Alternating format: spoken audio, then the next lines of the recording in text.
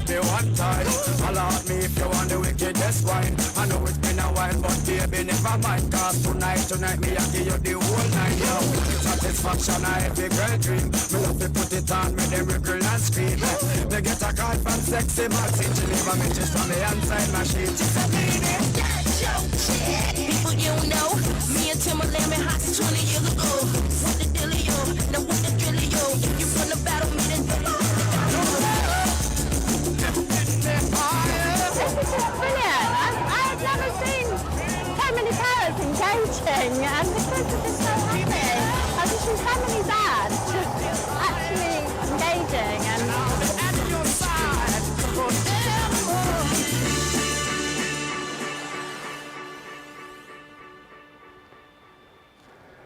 Well, here we are in a green screen room, as you can see here in Paddington. We've just about to go live with the community live stream with the Westway Trust. I'm Nick Corston, I'm from an organisation called Steamco, and we are basically live streaming and making this up as we go along, as I say, because I just pressed all the wrong buttons because I had everything set up for Toby, and here we are with me on the system, so I'm sorry about that.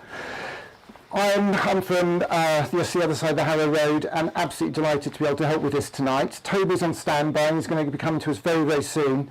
I'd just like to flash back to another moment. That moment there was a pop-up that we did with the Pioneers down there on Horniman's, the carnival a couple of years ago with Les Palmer and all those amazing people down there. Charlie Phillips has been a rock to us. We've done a lot of stuff with him over the years, so it's been a real pleasure to be part of this tonight. I'd just like to tell you that you can pop comments in here, so if we've got a few messages in here, we've got a lovely message there from, I need to get my glasses on to read this, let's have a look and see what she's saying there. Sarafi, anyway, best wishes and thanks for the happy times and strength and inspiration for the future. That's a lovely message to get there.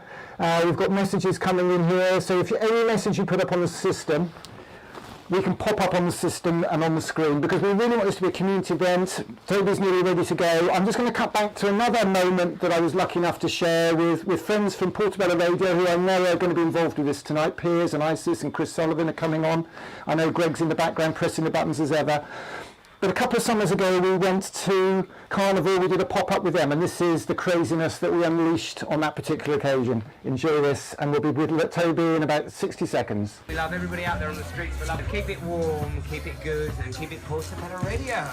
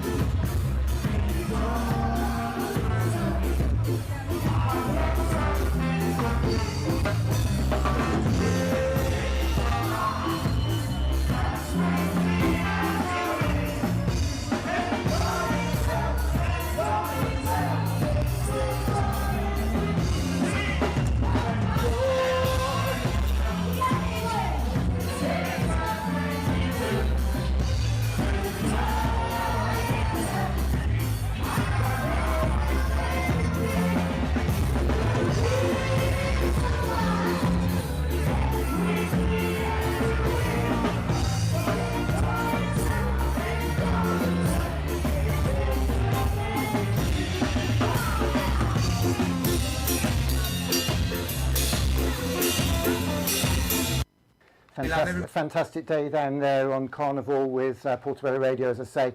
Let's have some feedback from Saratha here. She's saying, what's she saying there? Can I please speak slower and clearer? I think I need a drop more beer in me actually for that, but that's good feedback. Bit nerve-wracking, bit nervous because we have been racing up to the last minute, so thanks for that.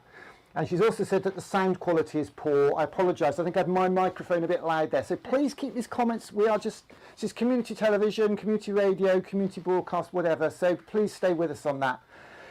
Gonna pass over now to Toby if I can find him. I'll just zoom down to Westway here. Here we are down by Westbourne Studios. There's Base 66. I did arrange to meet him.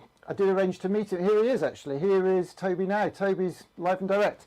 Let me get Toby up on the system here. Can you hear us, Toby? Toby was there, he's gone again. Let's get Toby back here. Come back to us, Toby. Are you there?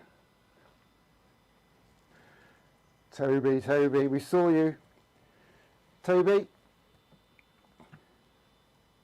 Speak. Hi, Nick. You're a tease. How you doing? You are such a tease. I thought it wasn't working. You could hear us all the time, could you? Can you hear me? Can you hear me, Toby? Can you hear me? No, you can't hear me. I can hear you. Yeah, I can hear you. I can hear you loud and clear. I'm here under the Westway. It's all yours. Go for it.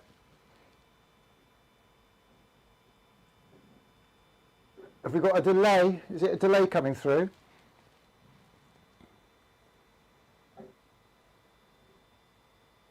Talk to me, Toby. Yeah, I'm here. I'm here live. I'm here under the Westway. I'm in the local area. I'm around and about the place. Hopefully you can hear me out there. Obviously we've got some technical lags with this enormous structure going across us and just basically just messing the whole deal up. But here I am under the Westway, live and direct here on Friday the 5th of February. It's 50 years to the very evening that the Westway Trust, formerly Westway Development Trust, and before that the North Kensington Amenity Trust, was inaugurated. When it was founded, they had a party down at the town hall, supposedly, from what I've heard, on that evening, on Friday the 5th of February 1971. So we really are here actually 50 years to the very evening. And that's really why we managed to get this whole thing going in pretty quick time. I like books. I like to read. Books are great. I'm sure lots of people would agree. Lots of books. Computers are all right, but books are great. And I was into this book. This is a rather magical book. This is a book that was created for North Kensington Amenity Trust 21 years, when it was 21 years old, when it was still the North Kensington Amenity Trust. And this book, written by Andrew Duncan, really does not pull any punches in terms of the way this organisation was created, the way it came into being. And here on page 31, we hear, on Friday, the 5th of February, 1971,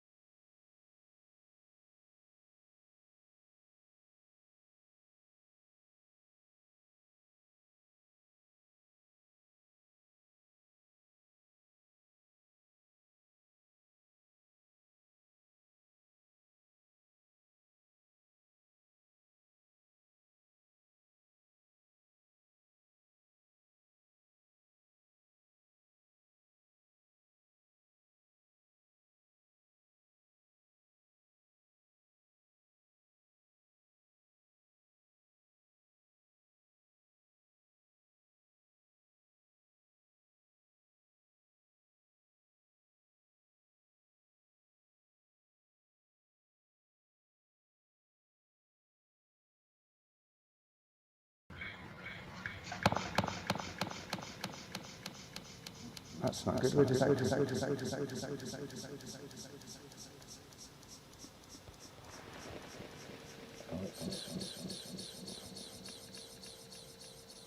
I don't know what you're trying to do. I've got some feedback there. It's okay. Okay, Toby's... Like tripping me out there. Okay, everybody, we're coming back to Toby. Toby's back on air. Very sorry about that. Toby, you're live again. Can you somebody tell us if you can see us again? The laptop blue screened on us there. I'm going to pop myself up. I'm really sorry about that, everybody. The laptop here just went blue screen and died. So hope you're back with us. Can we have a little message to so that you can see us and hear us? Sarathi says, use the tin can and string back up. That would be a good call, wouldn't it, Sarathi? It just shows that we're human, we're doing what we can. I'll go back to you, Toby. Carry on as you were. You were doing a great job. Sorry about that. That's all right. Thank you, Nick, in the back, doing the tech. Thank you. Technic. There you are. Thank you. Yeah, absolutely. Paper, string, cardboard, toilet rolls, papier-mâché. Do it all. Love it. Absolutely. This is the gear. This is what we're really doing right here. And so back to my books. As I was saying, this is like a real magical book that outlines the history of the trust. And as I was saying, on Friday the 5th of February 1971, 7 months after the motorway had opened, a year after the trust had been announced, and 4.5 years after the formation of the Play Space Group, a local community grassroots activist group, had campaigned for it, the North Kensington Amenity Trust was formally inaugurated at a party. And here it says in brackets, to which the Motorway Development Trust, which was the community, had not been invited. This was at the town hall. A daunting task awaited it. So, this year I think we're going to get into this book, beginning this evening. We're going to start getting into this book. We're going to start getting into the history of the trust, all 50 years, starting right now, this evening. And this time, the community is invited. 100%. So, right here, you've got a lovely photo. And as you'll see, it says Play Space Group Photos, the Play Scheme Photo by Adam Ritchie. Adam Ritchie was one of the defining members of the community in terms of winning this land, this 23 acres, 50 or 60 years ago. And I'm very, very blessed and honoured this evening to be welcoming Adam, hopefully, fingers crossed, if the tech works out, to say a few words, to have a little chat with me, and talk about kind of what came before the Westway Trust was actually created. So that's going to be a real gift to us. And on that note, thinking about the beginning, the first thing I really want to do before we really get into this and start meeting people is I want to remember. I want to take a moment to remember all of the many, many people who have stood on this 23 acres, who have danced, who have played, who have built, who have just made all sorts of things happen over the years because they've come together and had ideas and gone for it. Many of those people sadly cannot be with us today. Some of the most defining people in the last 50 years sadly cannot be with us today. So first off, I'd like just to take a moment's silence just to remember really why we're here on the 23 acres this evening, why the community has been struggling and fighting and working so hard to get access to this space and to make use of it and control some of the decisions around it. Thank you to all those who came before us and whose shoulders we stand on today. If you'll join me in a moment's silence, please.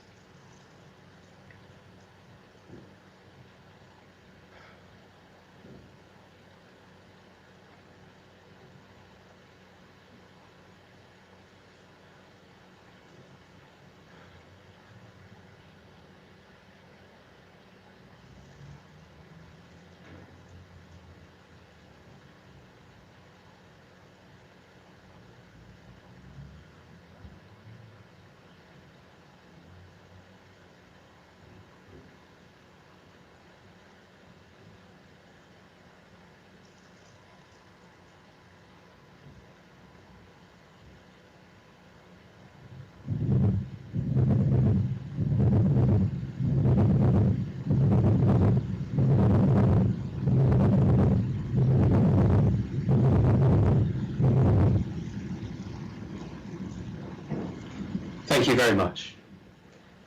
So we remember people such as John O'Malley, who again was a defining individual in gaining this land for our community, who sadly passed away last year. And we also remember Dr. Kodani, who, as part of the Gays' Rights organisation in the local area, has supported some of our immigrant communities who have made this home. And he supported them for over 20 years, almost 30 years, in making North Kensington the incredibly welcome and diverse space that it is. We remember these people, we remember so many others who have passed away last year and have passed away sadly at the beginning of this year. So here we are, under the 23 acres. I'm going to be meeting a number of people this evening. As I say, we're hoping that this will be the beginning of something, the beginning of a celebration of this 23 acres, a celebration of our community and what we've achieved through these 50 years. I'm going to be meeting some people who are now with the Trust, people who work with the Trust, and also people who helped recently to fight together for us to regain the Trust for this community. We're going to be taking a walk from here, where we're at now, Bay 66, Swinbrook Estate, and we're going to be going all the way down the way. All the way down to the sports centre, the stables, and on the way I'm going to be meeting a few people and having a little chat. Hopefully the tech will hold out. We'll see. As I say, we're just trying this out. And number one word for this evening, forgiveness. I'll take some of that, Toby. Let things I'll take be some of that. as they will be. I'll take some of that. Thanks, Toby. Toby, I've just had a call, actually. Osama is waiting to chat to you just a little bit further down by Ackland Village. If you could wander down there, that'd be great. I'll see you down in a minute, yeah? Okay, man. Come on. Off you go. I will see you soon. Take a walk.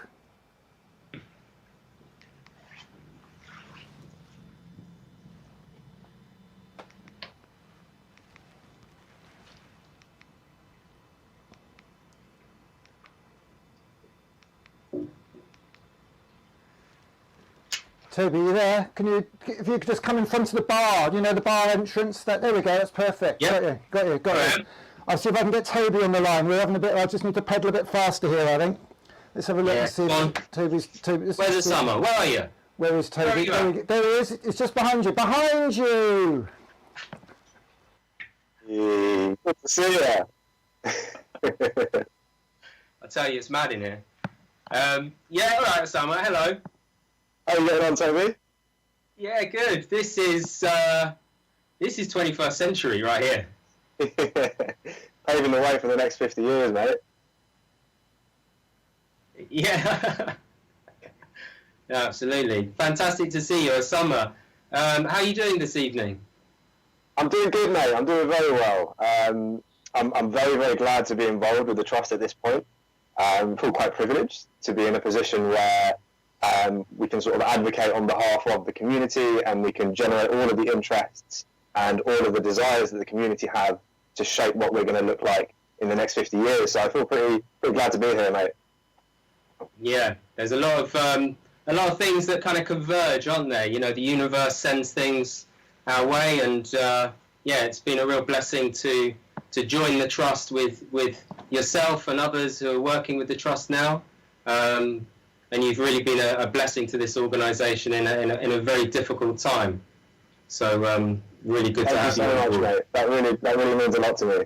We've been under a mad amount of pressure in the last year, and to be honest, it's just been such a breath of fresh air being able to call up any trustee at any time of day, you know, tell them what's going on, and just, you know, not have that fear and not have that apprehension of, oh, you know, my job's on the line, or, you know, if I say the wrong thing, then there could be a reaction.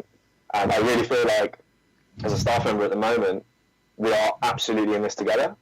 And one thing that I'm quite glad about for the rest of the community and for the rest of the organisations that might be of a similar size to us is demonstrating that, you know, hierarchy is only a concept. And so, you know, when we want to achieve things together, it really matters that we feel as though we're on a similar basis. and that we have the right skills to be able to achieve what everybody wants to see. So yeah, I think it's a really unique moment, and just really glad to be here, to be honest. Yeah, fantastic. Well, it's great to have you here. Is there anything in particular that we're working on at the moment that you think people should know about? Yeah, so two things in particular. First of all, we have 67 member organisations of varying different sizes, and a variety of different causes that they focus on, and areas of influence, I suppose. So these member organisations are a really, really pivotal element of what it is for the trust to be able to achieve what it does. And something that we're trying to do at the minute is meet with all of the member organisations to see what it is that they'd like to achieve, and what issues that they can see in the community, and where they see the trust fitting into that. So if you are a member of a member organisation at the moment, and you're looking at this, look out for an email or a phone call. I'm going to be setting up a chat between us. Hopefully Toby will be able to be involved in that as well. And we just want to generate as much information as we can so that we know that we're as best informed as we possibly can be to make sure that we're steering things in the right direction. So that's the first topic that I wanted to just comment on. The second thing, second project that is really, really exciting, that I think everybody could kind of learn something from, is a grant scheme that we've piloted for the first time this year. It's called the Young Achievers Participatory Grant Giving Scheme. It's a little bit long-winded, but the point of the scheme is to give young people the chance to really take ownership over what it is to submit a bid for funding for an activity or a project. And so the applications actually closed last weekend. We had 23 applications. Wow. And I can safely say that some of the applications are really, really amazing. They're things that we haven't seen before in the community. And they're things that they don't necessarily fit into like a neat category. Also, one of the things that we really kind of understood from the applications that have been submitted is that in this time, young people are really worried about having something to look forward to in the future. So what we aim to do is kind of create something for young people to look beyond this lockdown and to really feel as though they can work towards something that that hasn't been able to be on offer in the last 6 months to a year. So if you're watching this and you submit an application, look out for my call next week, and I'll be giving you the next steps. Amazing. That's absolutely amazing, Osama. Fantastic to hear these sorts of things happening. And wow, I mean, 23 different applications. That's fantastic. Fantastic to hear. And can't wait to see some of them myself and see what's in them, what it's all about. It's such a gift to be able to work with the community and hear these things. There's so much incredible work that you get to hear when you're dealing with these things, and you're seeing all of this activity going around. So I mean, it's a real it's a blessing, and it's something I think that we all want to share as well out in the community, so that more and more people see what is coming into this organisation as well as what can come out. So that's absolutely fantastic. Just one last thing. It's let's face it, let's be real. It's really tough out there at the moment. It's really difficult for a lot of people. You are very much, as our community engagement manager, you're out there on a nearly daily basis, out there speaking with people. You're a local young man, you know lots of people. What are some of the pressures, both for Westway Trust, but also for the community out there? Well, I think one of the things that follows me wherever I go, especially when I introduce the fact that I work for Westway Trust, is the perception that has followed from the last 50 years. And I think the way that the trust was set up with such a heavy influence from RBKC, that has given people a certain idea for what the trust was set up to do, and in turn what they ask for. So a lot of the time when I'm talking to people on the street, people want information on grant funding. Now, as Westway Trust, we can offer more than just grants. We have spaces available for people. We have a lot of expertise on our staff base, so we can support people in developing their own capacity as well as giving money. So one of the main challenges is the assumption that we're only here to give grants. That's the main thing that I see. One of the other challenges that I kind of face on a day-to-day basis is the lack of communication from people that have maybe got support from us in the past, but maybe haven't kind of contacted us to let us know what they've been up to. It's really important to make sure that if we have had a connection with an organisation, that they don't just kind of run away, get the money, and just kind of do their own thing and carry on their own. It's really important that communication is two ways, and that we receive as much as we want to put out there. And it's difficult at the moment. We have about 40% less staff than we did at the beginning of the COVID crisis, and so that means that we have less boots on the ground, and less people to make phone calls, less people to write email. And so that two-way communication is so crucial for me, especially right now. And if you like, my role is there to kind of trickle all of the intelligence of the community into all the different departments. So if we do establish that two-way communication, it's only going to be a massive benefit to every other team that we've got in the Westway Trust. Okay. Fantastic. Well, thank you, Osama. It's a real insight into everything that's going on here. As I said, I think in the intro, hastily produced yesterday, it's very much the good, the bad, and the indifferent this evening. You've given us definitely a lot of the good, but you've also touched upon some of the pressures and the bad that we're having to face, both as an organisation, as a community. We're really looking forward, I think, to building this two-way engagement with this organisation, and really being here to support everything. Remember, anything that you send into the organisation, we can put on blast. We can put out there, we can put all over our channels, and we can try to drum up interest and all of this sort of stuff. So, really looking forward to this year. We know it's going to be tough. We know it's going to be a lot of hard work, but we've got great people like you, Osama, and others to drive us forward. Thank you. I've got to tell you, guys, Osama's got a fan club out here. Hugh Walker says, loving this. Big up, Osama. Somebody called Matt Bradley, whoever he is, says, nice one, Obama. That's you sorted. Osama. What we got here? Wood says, very cool. Sarathi says, welcome in the Buffalo boys. Or the Buffalo Sawyer. I need to put my glasses on here. Osama, I'm new, so I'm going to have to bump you off because I've got somebody else trying to get through, actually, just down by on Portobello Road. Thanks for dropping in. Thank you very much for putting things together, my friend. Rockstar behaviour from you bailing me out. I tell you, man, that's all good. It's all good vibes. Take care, yeah? Nice one, guys. Okay, we're going to wander down there now. Toby, going to walk down there? I get confused which way I'm supposed to go, that's the problem. You go whichever way you want. If you don't know your way around your own manor. Okay, so we're wandering on. Here we are down on, obviously, Portobello, down there by the canopy, Portobello Green. I'm hoping that we're going to have... I hope we're going to have Chris Sullivan around here any minute now. Let's just see if we can get Toby back. Toby, you out there? Toby, where are you? Toby, we're on Portobello Green. There you go. Phew, that's good. I'm here. Here we are. The canopy. I'm hoping Chris Sullivan's on the lines. I know this is a part of the world that he did a lot of work. Chris Sullivan. I am here, yeah. I'll leave you guys to it. Go for it. Hey, fantastic. Chris, good to have you. Hello, mate. How are you doing? Yeah.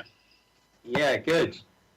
Well, of course, Chris, you were a big part of kicking off the campaign 4 or 5 years ago with a petition that really wanted to save this space because it was so valuable. Tell us about that.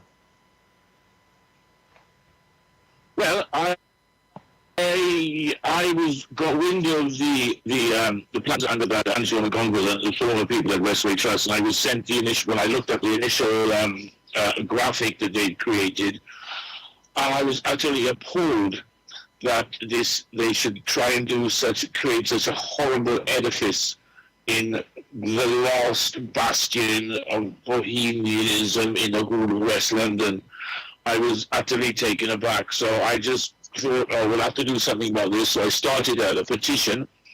I went on holiday and came back, and I kept at it, and ran 18,000 people, and people from all over the world joined in.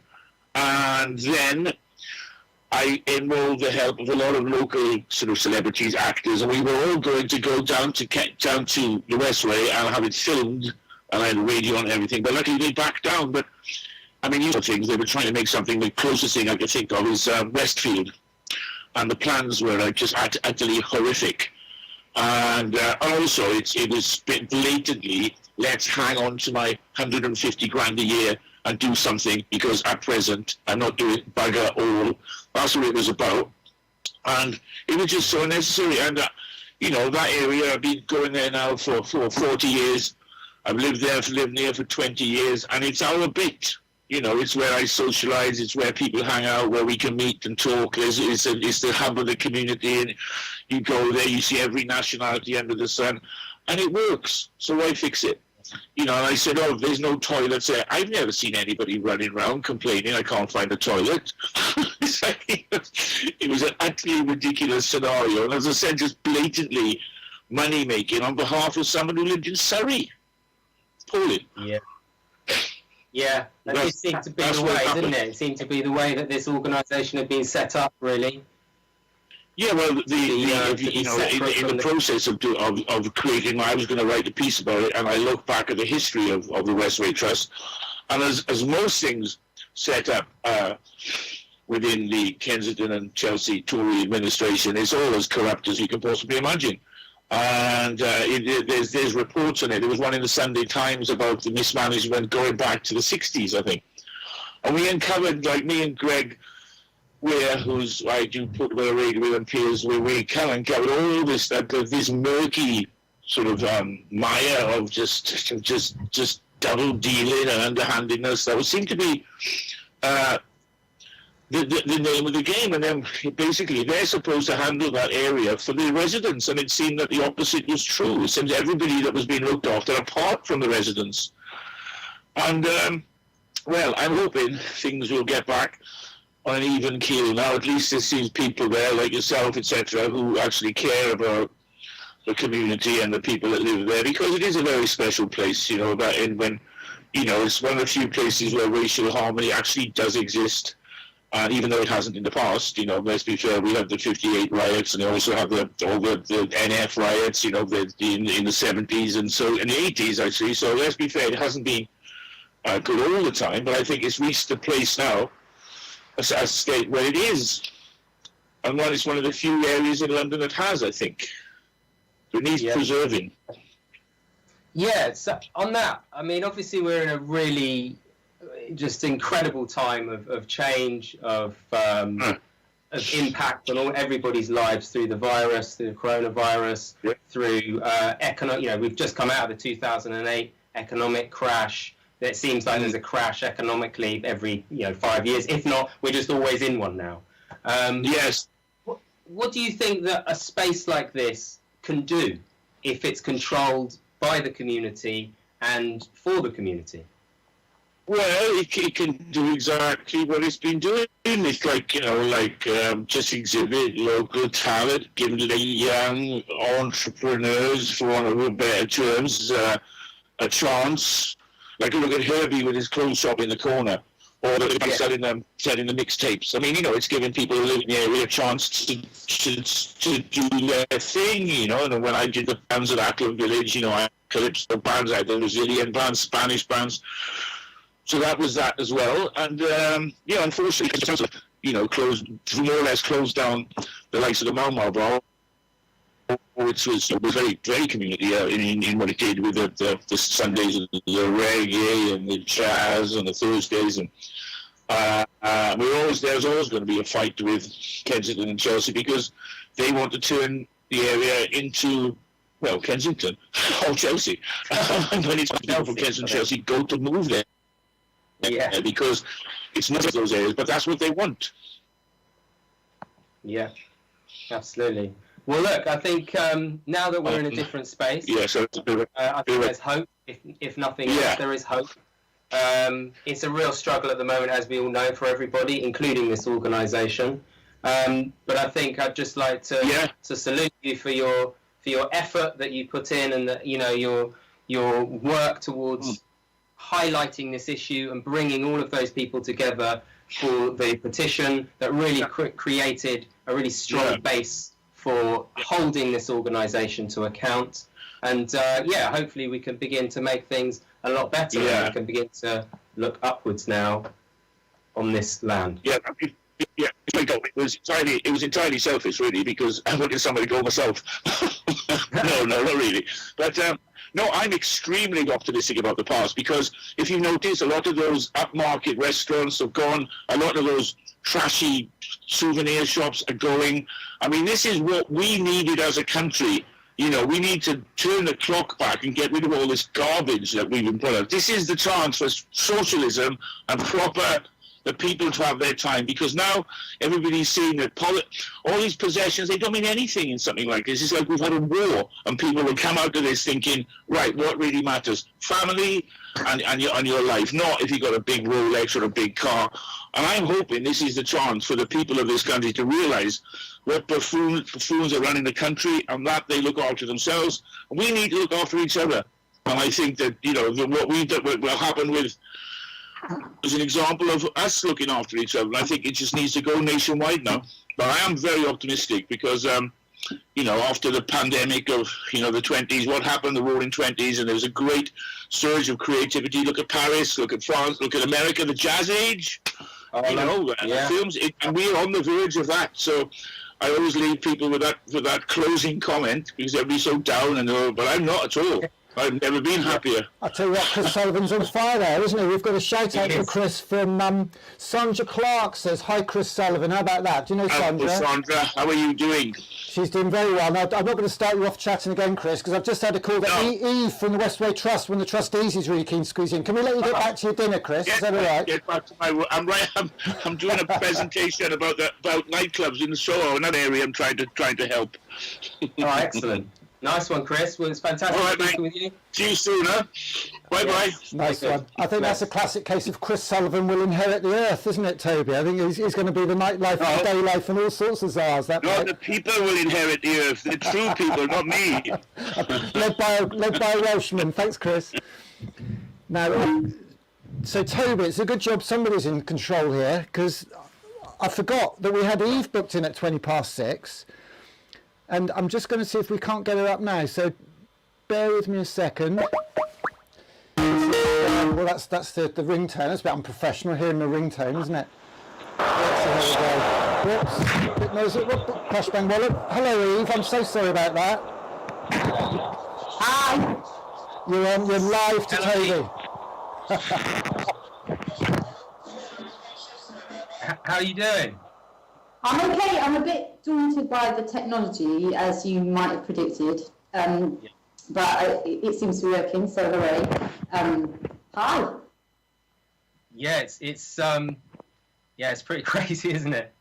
It's something else that we're playing around with here, but it seems to be working not too bad so far, and I think it kind of fits sort of where we're at the moment. I feel. You know, which is this kind of very sort of shaky, uncertain sort of time, you know, intrepidation, anxiety, apprehension, excitement, discovery, you know, wonder, and it's all kind of mixed up, and, you know, real pressure, you know, you're tired, you're happy, you're sad, and it's kind of perfect this for our times. Yeah, it is exactly one of those things. And I think the thing about Westway is that it does sort of contain all those, it contains like a whole sort of gamut of things, and being at Westway at the moment is all of those things, and trying to keep them all in your mind as you're focusing on, you know, specific stuff that just needs to be done, like the grant programs, or developing our relationships, or making sure that, like, you know, we get supported to do redevelopment that the community wants, and working out how to have those conversations with the community, because Westway does have a sort of history of like quite fractious relationship with the community, and I was part of that fractiousness, as were you, and you know, so it's a big thing, isn't it? But I think the brilliant thing about it is it's all of those things. You know, it's not just all great or all exciting, and it's not all terrible, or there's, you know, it's just like really complex and really strange times to be doing it. Trying not to feel cursed by becoming a trustee just when the organisation gets hit by COVID. Try not to feel like I personally cursed it or any of us did, but feeling like, oh my God, it was like such a, you know, it was like a property management company, so it had the bank account of a property management company that when we came to it, and it's a different situation now.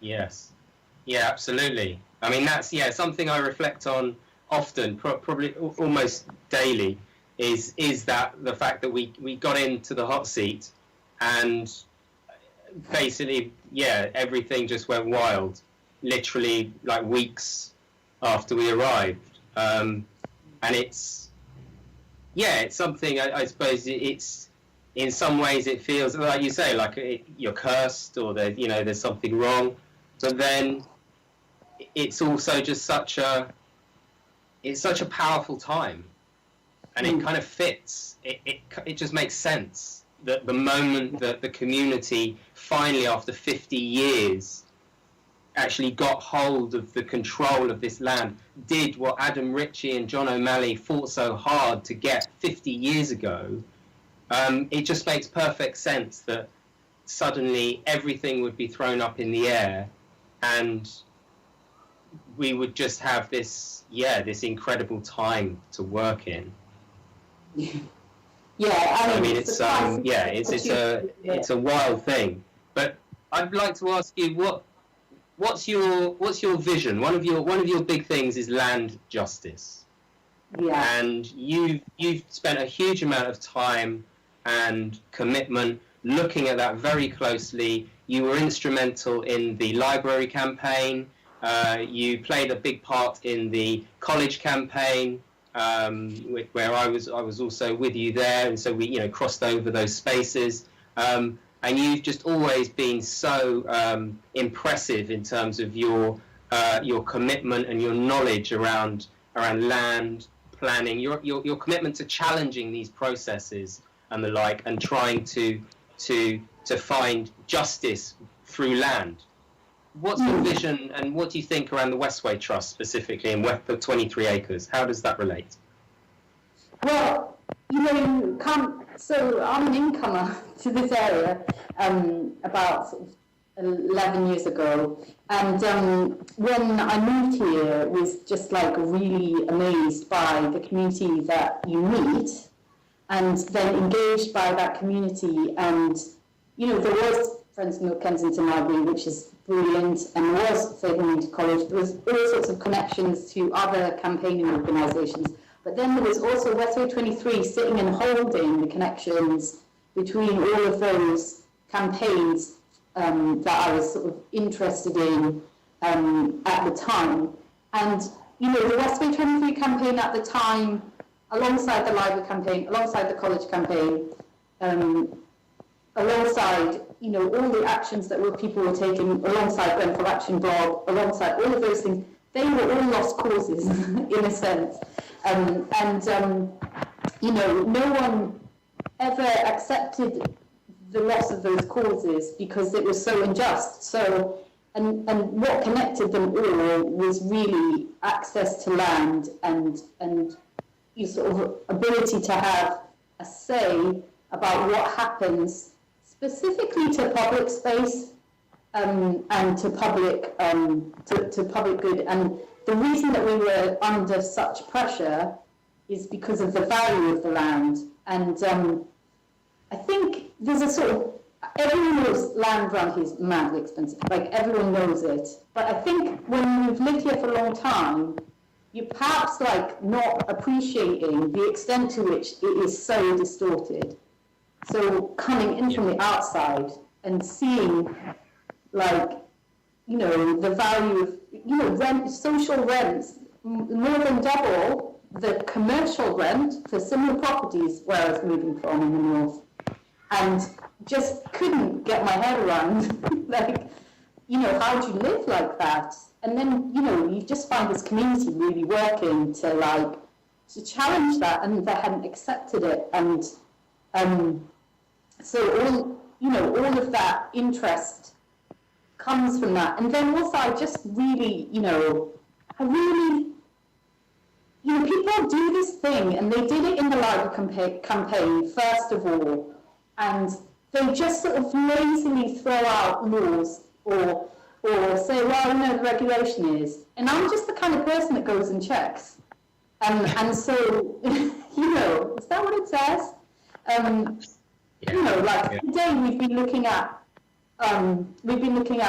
the pitches on Westway land, and our difficulty is that, all outdoor sporting venues are to close.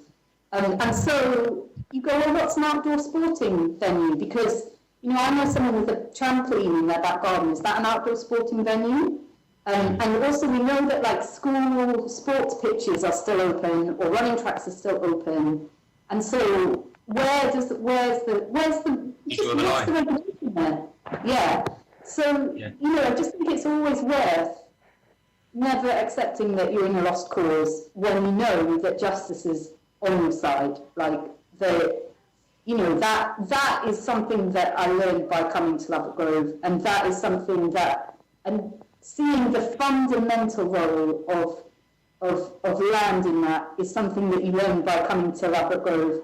I mean, I'm like from an old-fashioned lefty family in the north, and ours is just like really common, like there's like a leftist tradition there. So there'd be like a lot of talk about capital, but I don't think I ever engaged with it like it's this real thing. It always just felt like a theoretical, interesting perspective. But when you come to Ladbroke Grove and you just see the reality of like land and its value and how everything comes back to it, like all of the, communities we know, because we just published a review into institutional racism at Westway Trust, so we know that certain communities have been systematically refused access to the land.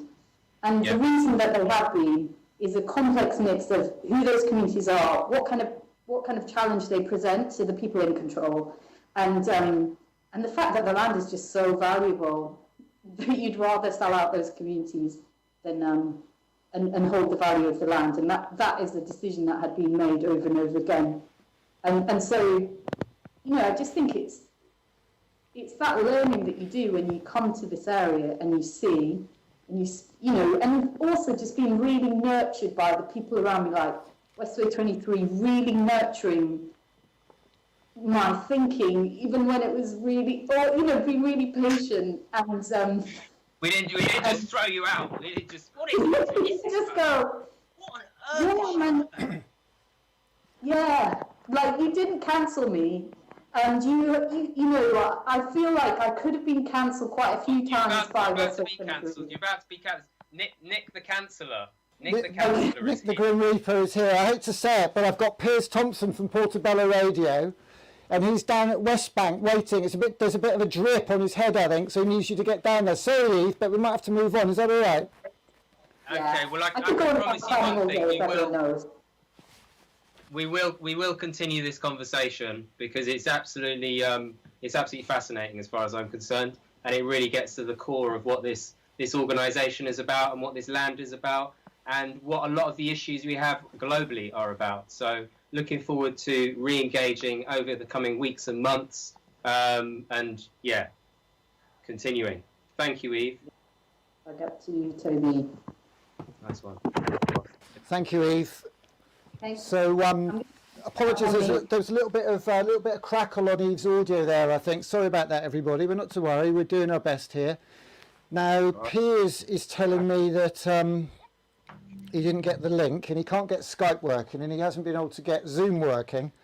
So I think we're going to have to wander down. Can you wander down to West Bank, Toby? And hopefully I'll see you down there. We maybe just get him on a phone call if I've got credit on my Skype account. We'll have to check. Yeah, cool. Actually, I haven't got credit on my Skype account, so I'm literally going to have to put some credit on. So I'll see you down there.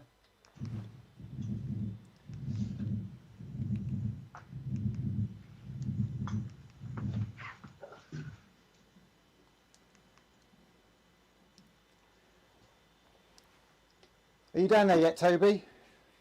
Just at the front of West Bank. Bit of a sorry state, actually. Where are you? Oh, there you are. Here we are. Bit of a sorry state, the West Bank. What's going on down there? If you could sort of play for time while I put some credit on my Skype account, I can phone people. Because you've got Niles. Niles wants me to ring him. We might just have to ring Piers on his phone. So if you could just play for time for a minute, that'd be great.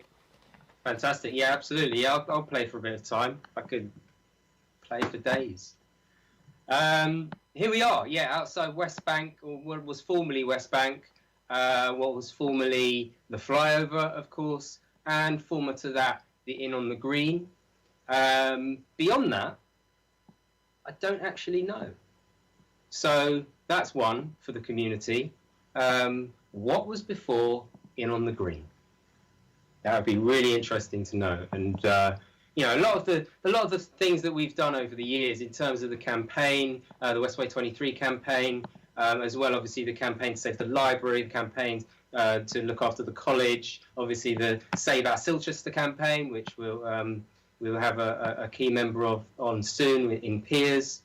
A lot of that was about discovery. It was about looking into the history, seeing where the dots were joined, seeing who's who, what's what, where's where, and just kind of trying to piece things together to understand just really what's going on.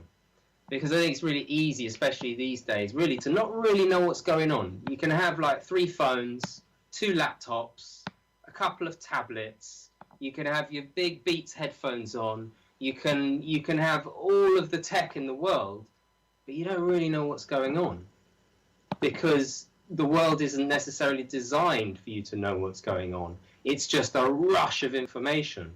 And that's a real struggle, especially when you're trying to stop local authorities, massive commercial interests from taking your land, pushing out your public services, just disrespecting and abusing your assets. It's a real issue that we've got.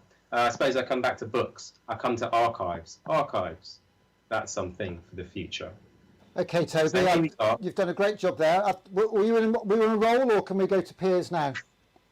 I think, no. So Piers is on a voice call, so I'm going to see if I can find a picture of him, his ugly mug. But for now, Piers, can you hear us? Earth to Piers.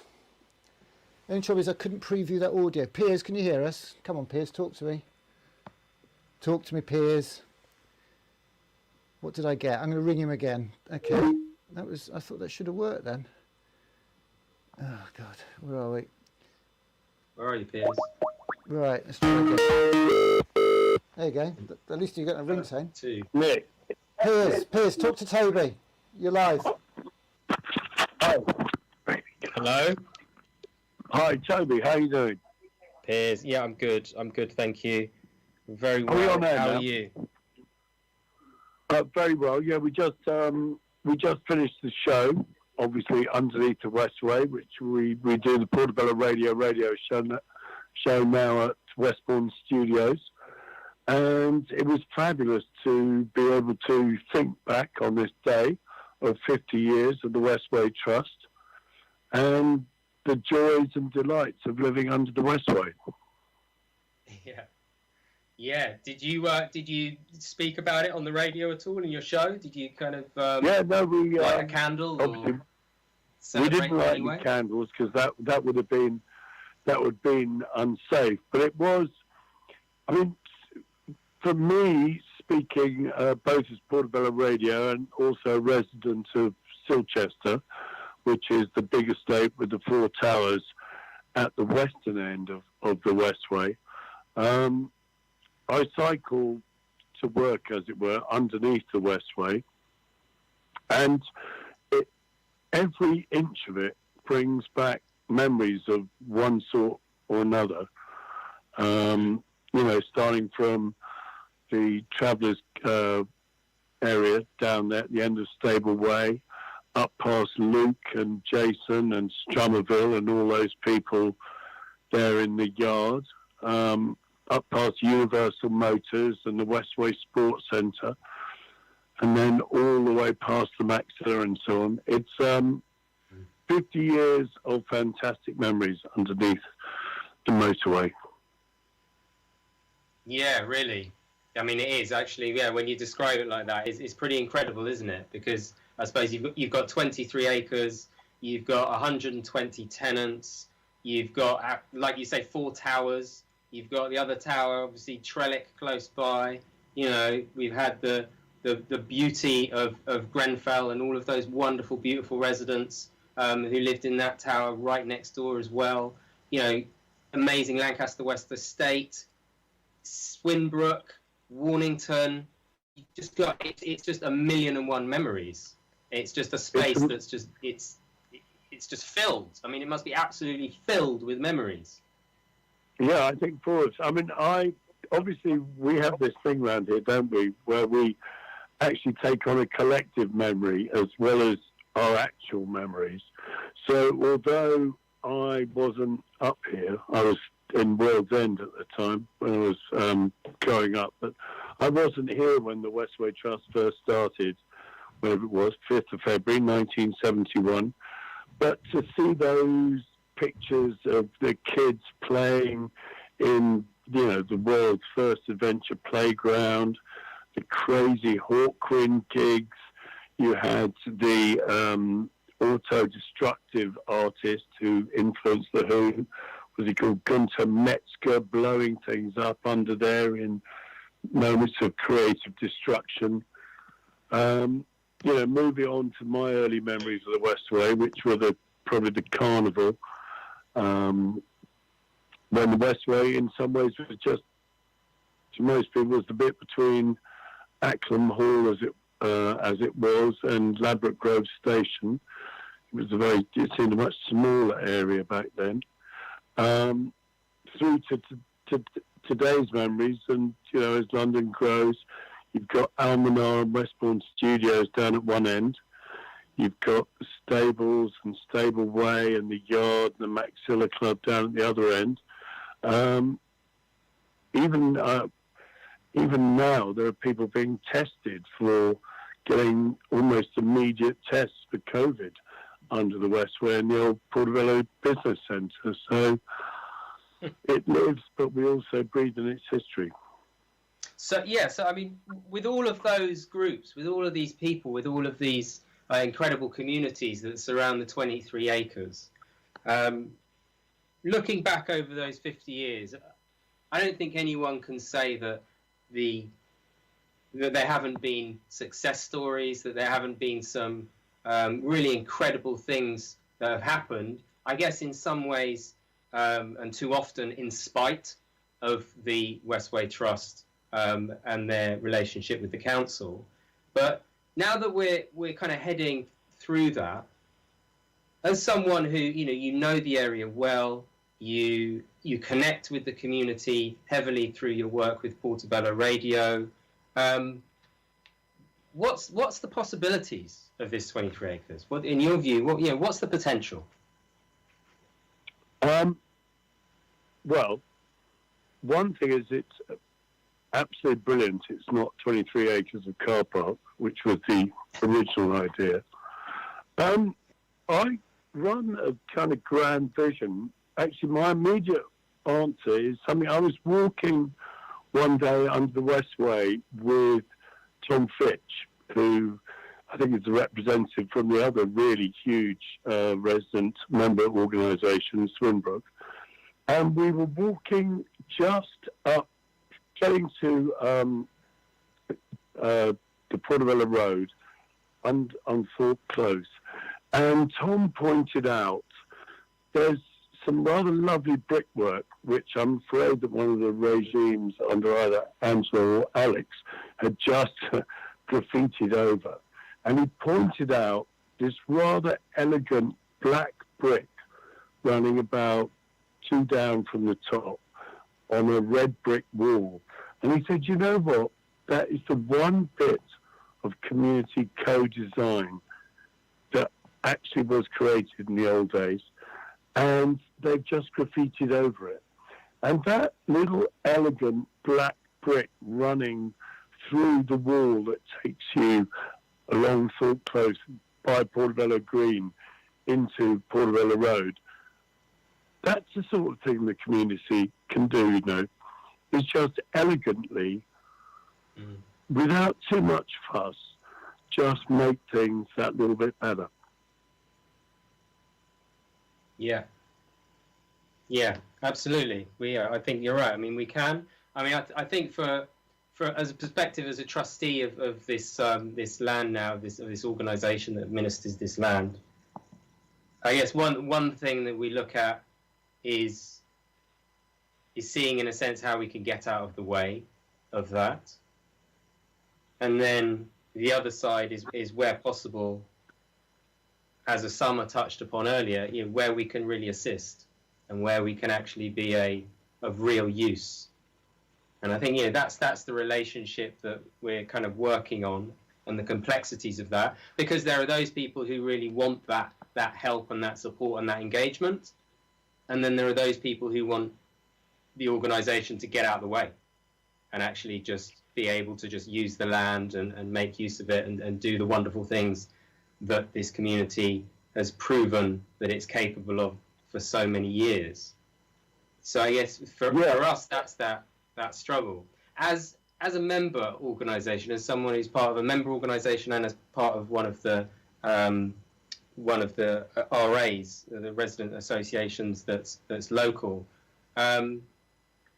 what do you think that the trust needs to do with members? What does this organisation need to do with members? Well, I mean, one of the problems over the last 10 or 15 years has been too much grand design. You know, too many people have swept into the trust and said, I have this huge vision, I want to build towers, probably with my name on it. And I come back to working up from the bottom. I mean, I'm sitting here till it's winter, but I have plants here that are growing that I bought from the Westway Trust little garden centre that's there by the Westway Sports Centre. There are lots of small things like, I mean, I remember the fireworks display on Maxilla Gardens. I think that the important thing for the Trust to do now is to engage with its member organisations, to engage with its beneficiaries, the people who wander around. And instead of having, you know, grand dreams, just everybody do some little thing that enhances in a tiny way, in an incremental way, our environment. I mean, we used to have a catchphrase, a slogan when we were fighting the regen of Silchester, which was, what do we want? Gradual change. When do we want it? In due course. And for things to progress in a way that is truly consensual, that has the buy-in of all the stakeholders, it has to be gradual. It has to be an evolution. And I think the joy of the current moment, 50 years on, is that we have a genuinely local group of people involved in the running of it. You have a staff who are dedicated and are, I think, seeing the benefits of local ownership, if you like. And, you know, I can see the next 50 years getting a lot more done, even though we do it slowly, than the last 50 years. Yeah. Piers, we're going to have to crack on, actually. I'm sorry about this. No, I've run out of stuff to say. I thought I sensed that as well. When you've run out of stuff to say, heaven's going to freeze over, isn't it, Ali? So thanks. To just say, everyone listening in, you know, we've got the land back. Let's make the most of it and look after each other. 100%. Thank you, Piers. Cheers, Toby. Thanks, Piers. All the best. I'll see you soon. Piers, I've got Niles. Niles is going to do another phone call as well. But I think we need to get you a bit down towards the Grove end, maybe down by. I think if you can get down to where New Line are, can you get down there quickly? Yeah, why not? Okay, man. See you down there. Absolutely. Let's go down there. sorted. Right, let me find my way. I can never remember this. It's that way. No, wait a minute. No, it is that way.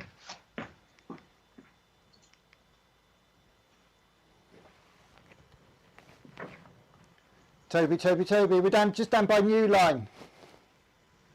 Where's he gone? There we are. No, you're right. Yeah, lovely job. Talk to people about where we are now, and I'll see if I can get Niles on the line. It's going to be a voice call.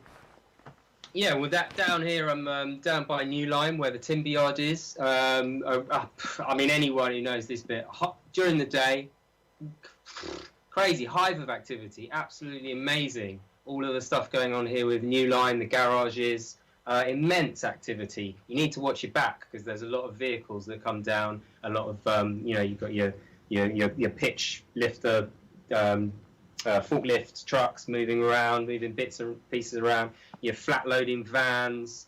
You got cars, customers whooshing in and out. During the night, nothing. And so it's in that sense, it's quite a challenging space for the 23 acres. And speaking, I suppose, of challenges, next up we've got someone who's really been, nothing less than fundamental, really, in what has happened over the last few years. Someone who's the unofficial chair of the completely unofficial and unincorporated local campaign group Westway 23, and has really been a pillar, really, I could say, for that organisation, similar to the pillars actually that we could see just behind here. They absolutely have kept us going. One thing, I think Niles, you're on the line. I think we've got Niles. People who can keep up our energy, and here's someone who's done a great job at keeping up our energy over the past 5 years. Come in, Niles, if you can hear us. Yes, greetings everyone. Greetings everybody. Can you hear us, Toby? No, I can't hear Toby at the moment. He's not speaking, That's why. Go on, Toby. He's a bugger like that. Can you hear me now? He gets quiet. Yeah, I can hear you. Everything good? Can you hear me now? I can now. Yeah, starting to the Can you hear us, Toby? The connection is settling. I think the train took you out, didn't it? I can hear you, Nick. Okay, we should be able to hear Niles. I'll come back to Niles. Go for it, Niles.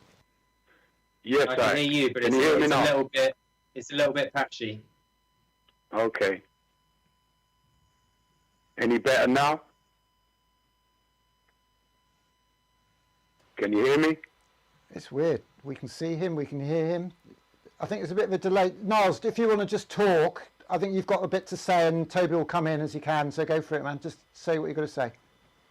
We can hear you. Okay, I thought Toby was going to ask the question, so I haven't really, I'm just here. So, basically, there's so much to talk about, man. We're living in a very serious, challenging and changing times. And, it's affecting us all on a very serious level. And at this point in time, the fact that, we've got the land that was originally intended for us in our hands now, it's like a double-edged sword, because it's happened at a time now. It's taken 5 years to get here. Now it's happened at a time where everything's crashing, right? So it's even more of a challenge for us now to do the things that we intended to do in the first place. And at the same time, it's good because we have the resources that we can do something now. I think Toby touched on it earlier about access. Access has always been one of the main issues, because it isn't always money people are looking for or support in that way, or the expertise that people think they have more than us. A lot of it was about access, and the village was a lot about access. It's always been about access, and I think we've demonstrated what this community can do with access alone and our own resources. When the flyover was closed down, I was working there with Huey Walker for 3 or 4 years with musicians, local musicians. The live music scene was building up, and that just got shut down. after we'd invested our own money in it. Yeah, we invested our own money. We didn't go for funding to do those things. We did our work, and then we put our own money in because we wanted the community to own what we do. So when you invest in something like that, and the people who's not investing in it shut you down, you know, you have to do something about it. And, you know, at the time in 2015, when they did the Portobello Village development, that was the catalyst really for, you know, a corporate drive to get everybody they didn't want off the land, which include the stables, Maxilla Nursery, the flyover, and it was just a repetition of historical issues that had been going on for 50 years. But it reached to a point where it was no longer acceptable. And we put everything into it, you know. Those of us who's involved with that struggle, we put everything into it. I can say, like, you know, Toby put a lot of work in. Everyone put a lot of time in over the last 5 years, where we didn't really have our own personal lives. Like, I haven't had a social life for 5 years. Yeah, I've just been doing this work for 5 years. So, although we can say, all right, we've reached this stage now, there's so much more work to do. But the truth is on the table now. The elephant in the room can now be seen. And that is the biggest part of the journey now, is that I think going forward from here, a story has to be told. The whole story has to be told, so people get to know what's happened on this land. And also what happened in the last 5 years. Because we got here through our creativity, through being outside of the box, not by following protocol and doing what we're told all the time, but actually being creative. And that doesn't mean just being anti, you know. That means, like, being very skillful and very creative and very intuitive, and all of the things that is about our creative culture of the people who populate the area. And that was something that the trust couldn't account for, because they'd become a corporate mindset. And the corporate mindset is very fixed and rigid, you know. It only has one way of doing things. So we can kind of predict what they're going to do, but they can't predict what we're going to do. So for me, it's important over the next 5 years to deal with the reparations agenda now that the report has landed, the review has landed. I'm committed for that for the next decade, more or less, to make sure that that happens. So that's a massive task we've got to do now in terms of repairing that. And I think it's worth kind of like mentioning what those ingredients are of reparations, because a lot of time people think it's just compensation, it's about money, and it's not. The first issue with reparations is that the people who have been damaged need to start doing their own repairs and decide how those repairs happen, and that's where we start off. And then we take it to the table, and then compensation becomes part of it. But there's 5 main components of reparations, which are compensation, rehabilitation, restitution, non-repetition, and satisfaction. Yeah? So we could go through those 5. We don't have a lot of time, but I think if you look at those words, I'll say them again: rehabilitation, yeah? Restitution, compensation, non-repetition, very, very important. Non-repetition is very, very important. Yeah. You know, I was saying to the trust, you know, the old guard for the last 2-3 years, it's going to be 50 years soon. And there's not going to be any celebrating unless we, the community, are celebrating that we're now steering the ship. So I'm glad to see that that has happened now, that we can be on this day, 50 years after it started, having a different conversation as a community about how we're going to move forward. Myself and Toby had a conversation with a man called Nicholas Paget Brown a little while ago, and Dio was there as well. I think you remember that, Toby, where we had a conversation with Nicholas Paget Brown where we were speaking about the 23 acres, and this was like 2017, something like that. And his perspective, which is the general perspective of the people at the top of the hill, was that if we had control of the land, we'd just argue with each other. So I'm going to implore the community to prove them wrong. Let's prove them wrong this time, and let's move forward for the next 50 years so that we can celebrate the next 50 years of what we've created on the land. And there can be a new chapter written now. You know, but it is going to take a long time. It's not going to happen overnight. But we're all committed to making that happen, I think, in the community, and we've got community members in the trust now. So I'm looking forward to those changes. Obviously, it's going to be a challenge with what's going on around us, but we've got to stick together. We've got to come together and make this work. Toby, do you want to contribute to that, Toby? It's a very constructive piece from Niles. Do you want to just say a piece there? Are you hearing us, Toby? Yeah, I mean, of course. I mean, I couldn't agree more. Of course, really happy to hear, particularly that the 5 elements of reparation have been laid out clearly there, because I think, you know, one of the challenges that we've had, I think, as I touched upon earlier, is finding understanding. A lot of people get reparation completely misunderstood. They focus on compensation. They focus on money because that suits their interests.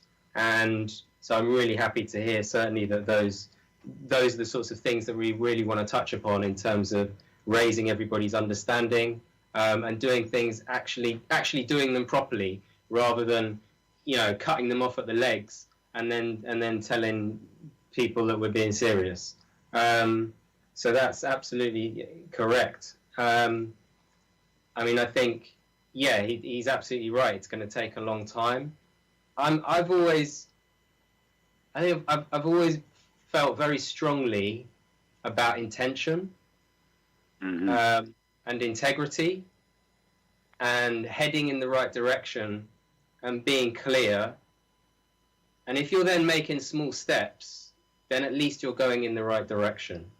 And so I think, yeah, I mean, I do think there's a lot to do, and really, arguably, it can only be judged in 50 years' time.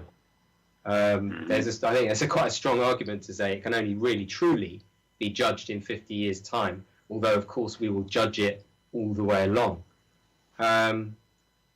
So, yeah, what more can I say? I mean, there's so much more to touch upon. I think, similarly, as I touched upon with Eve earlier, this is something that we need to go into a far longer discussion and similar events to this, where this can be truly explored and expanded upon. And so I hope this evening is simply a start of doing that, and doing that in a really genuine way, and again showing that intention. And so, yeah, I just think it's really looking forward. We've come this far together, and it's a real honour to work with you, Niles, and to be to have been close to you, and to have been close to so many members of the community, One Voice Community Collective, and so many of the huge number of members of particularly the African Caribbean community that you've supported down the years, and you continue to support in such an incredible way.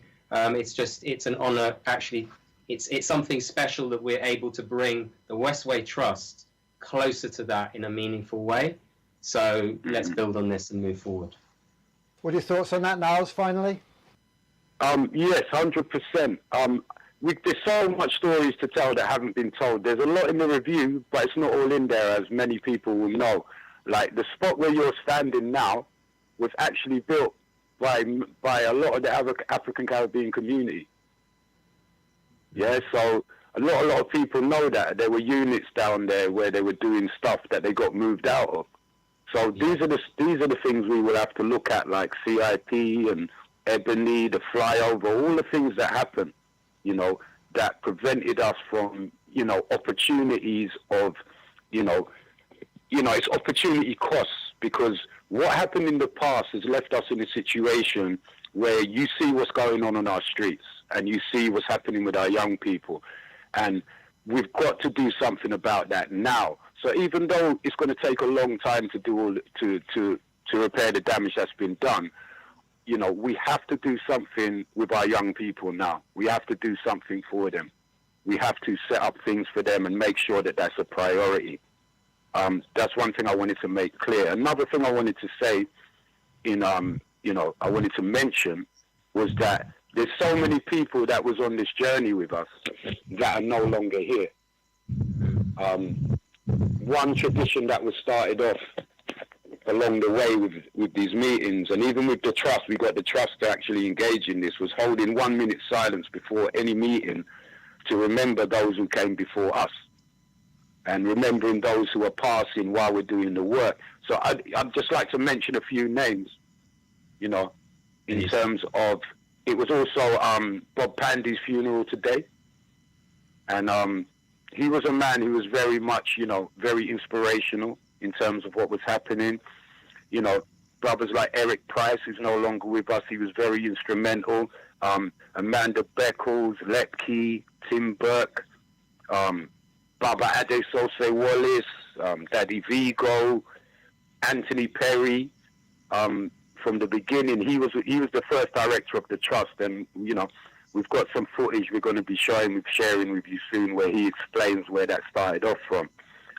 David Graeber, Clary Mendy, there's so many people, Clary Mendy, there's so many people who supported us along the way that gave us extra energy to go forward. And all, you know, members of One Voice, Westway 23, anybody who helped in any way to get to this point, we just give thanks and say, you know, give thanks for your contributions, and that when the rhythm changes, so does the dance. So that's the time that we're in now, but this is how we're going to go forward with a positive energy and build up again over the next few years. But let's be practical about it, and let's focus on our youth, and let's make sure that we create some of the access and opportunities for them.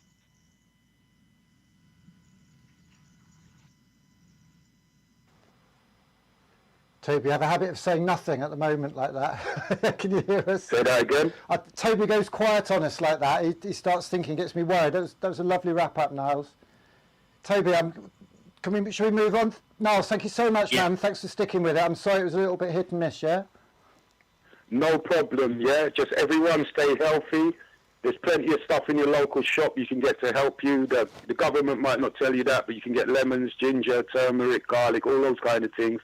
Take it daily, stay healthy, build up your immune systems, and let's move forward into the future. Ashe. Bless. Good vibes.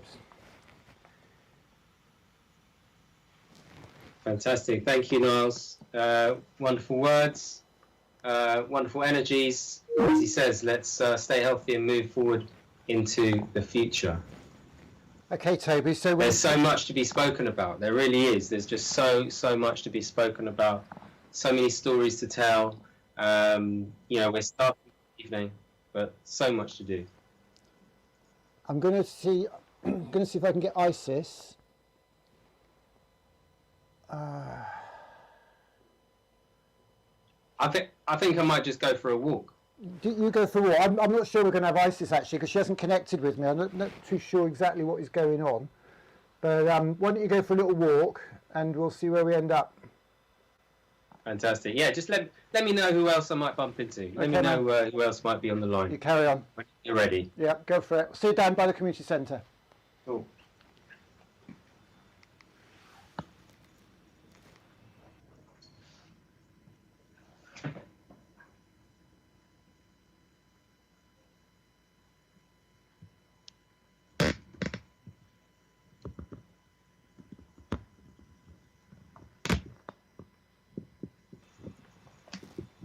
Toby, see you down by the community sign, just by the community centre there, yeah? On Missoula Green, Maxilla Green? Yeah, I'll be there. Okay, see you soon. Well, we're waiting for you, man. I don't know where ISIS is. But there we are. There we go, good spot, good call, we got you. Here we are, perfect. Lovely, bit of open space, Maxilla Gardens, of course the old college building here. A very, very interesting space which probably deserves its own 2 hours, frankly.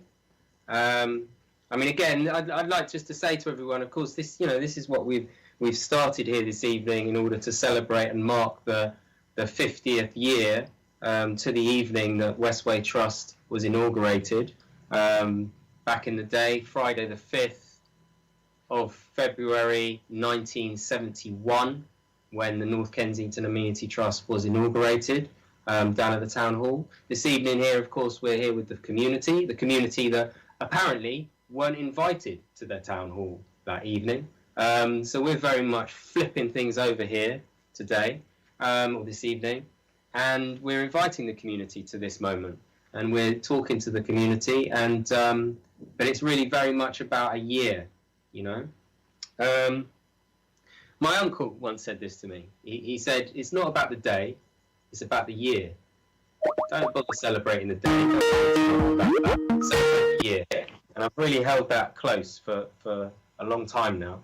And I think that's what we're going to do with the Westway Trust. We're going to celebrate this year. We're going to show and build different ways, I think, is the best effort we can make. The best type of celebration, I think, is putting a bit of effort in over this year to do things a little bit differently. So I'm looking forward to having multiple conversations like this and engaging on all of these incredibly deep, meaningful, complex, challenging, wonderful, beautiful issues that we have stretched across this 23 acres. I think that's the only way to do this justice.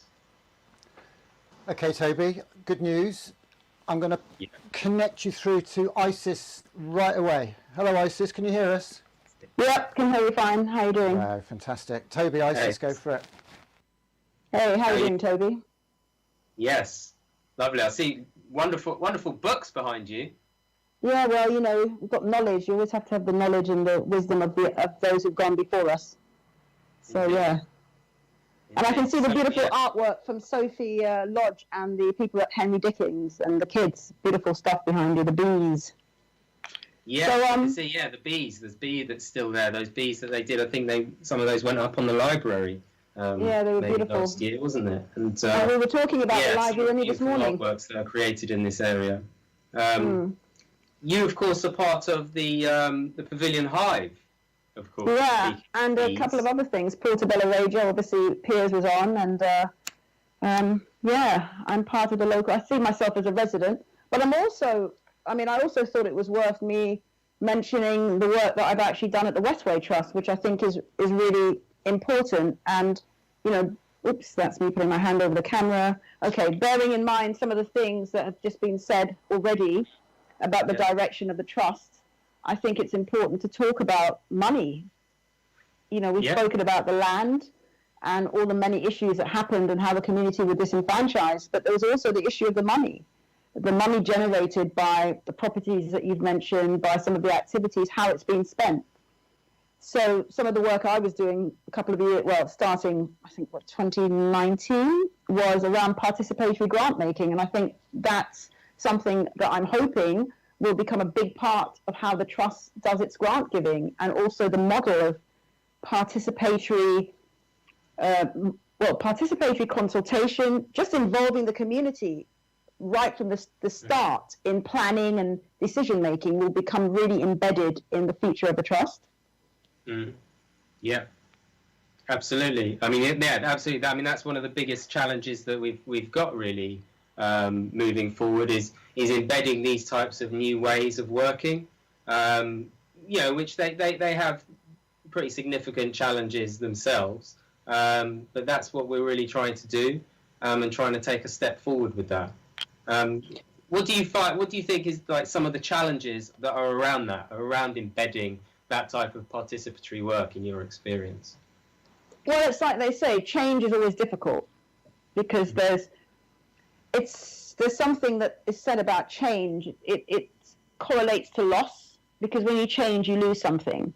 So there's always something about losing. And also there's something about power, whether it's, you know, someone in a really sort of like RBKC where they've got power over people's lives, or whether it's just a senior manager who's used to having the power to decide what happens when and how and who's going to do what. Suddenly you give up that power. You hand that power over to people that maybe traditionally have been treated as though, I think it's similar to what Niles was saying, you know, Paget Brown saying, oh, well, they'll just fight amongst themselves. Well, they don't know what they're doing. How can we trust them with money? They don't have experience doing this. They don't have degrees in economics or whatever else they think. Instead of recognizing lived experience as the primary thing, and recognizing that people kind of know what they want. Of course, one of the flip sides is that you've got to then balance all the interests, because the 23 acres represents a real diversity of different people.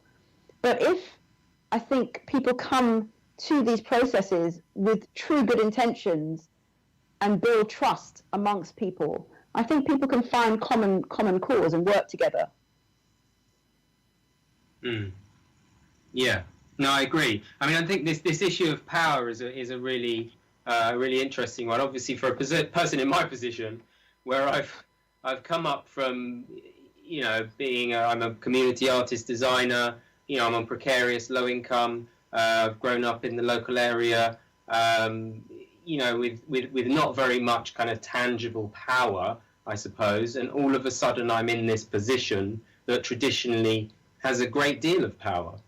And indeed, some of my fellow trustees, of course, similarly, were in these positions of power. It's something that I've thought about quite a lot as I've gotten into governance and these issues around governance. When you sit on a governing body of a school, or when you sit as a trustee in a charity, you're in power. You are in a position of power, and it seems to be something that some members of our community have kind of shied away from, have maybe distrust for good reason often.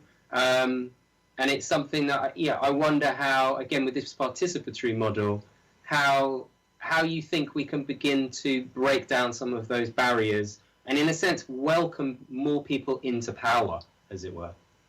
Well, that's really key, actually. And I think, obviously, one could talk about it. It's a structural issue. It's also to do with education. And, we live in a very classist society, very divided, where certain people are almost conditioned to believe that they will lead. They will have the privilege and they'll be the decision makers. And other people like us, we're supposed to be the workers or the lumpen proletariat, to use a Marxist term. But, the thing is, for me, it's about building community, and it's about building trust, and it's about showing that things can be done differently. It takes time. That's one of the other things we need to recognize, that, the kind of privileged mindset, which is also, we could call it almost decolonizing. And it ties into the reparatory justice. It ties into repairing how things have been done in the past. Is what do we place value on?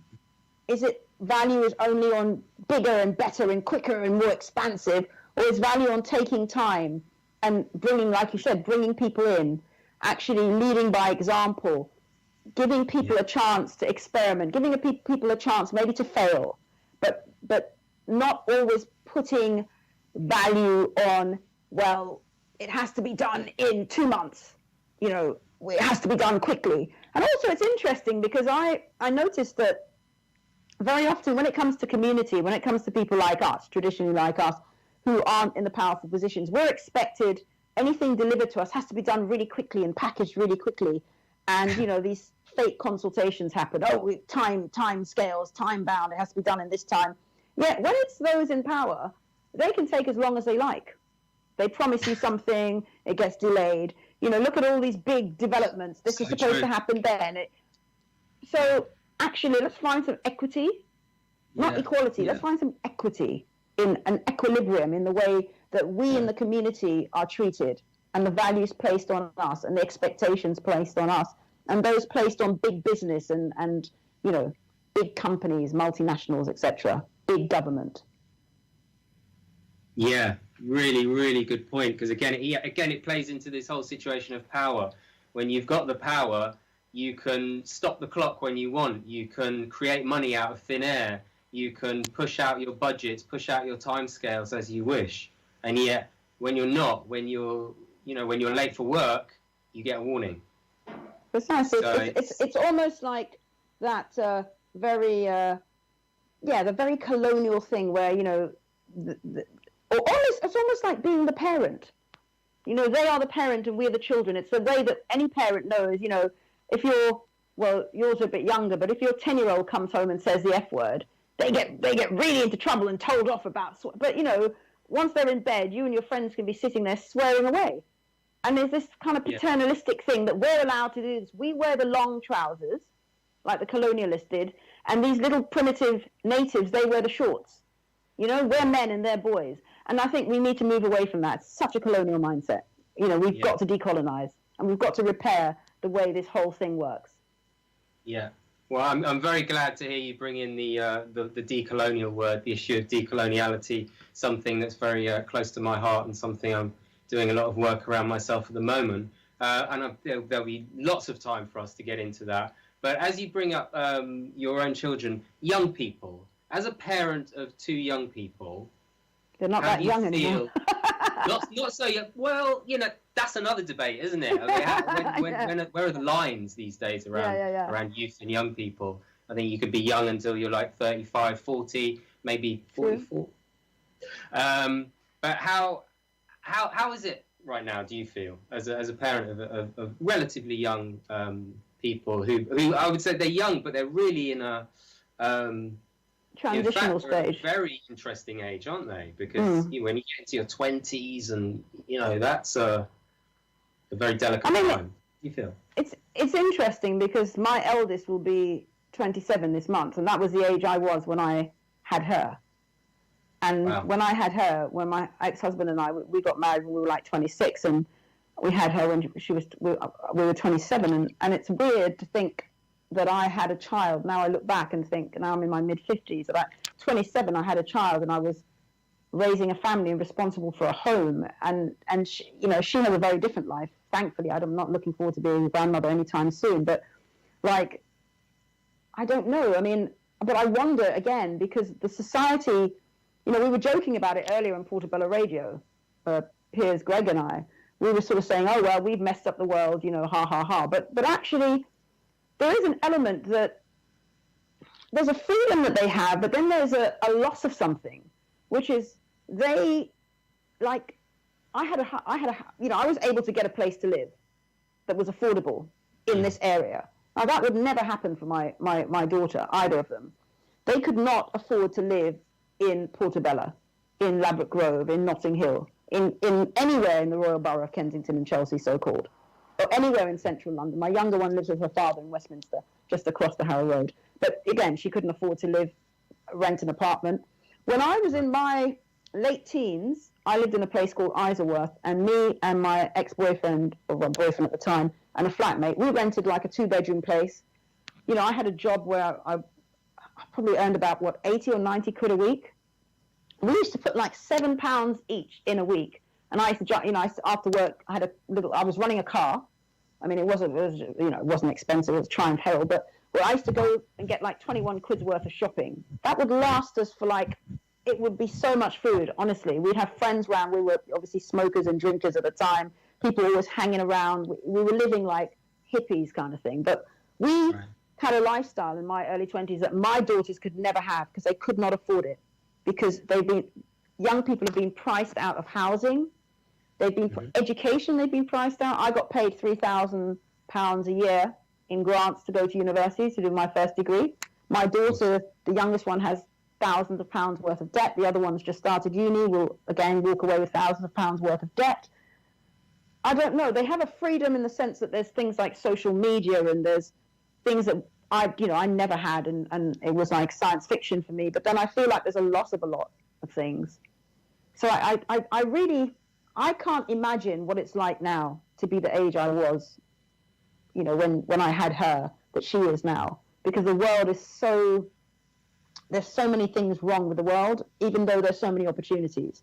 So I think for me, I feel like when it comes to answering those questions, young people have to answer them, because they are the ones with that perspective. And I think my brain now, I'm in a world where I'm looking back, I'm looking forward, and it's very hard for me to give a valid opinion on what it's like to be a 27-year-old or a 25-year-old, if I'm honest. Yeah. No, it's a very, very good point. Very, very fair summary, yeah. Okay, well, it's been wonderful seeing you in this as we happen to be out here. Yeah, very familiar place. Gardens. A beautiful 23 acres. Very different.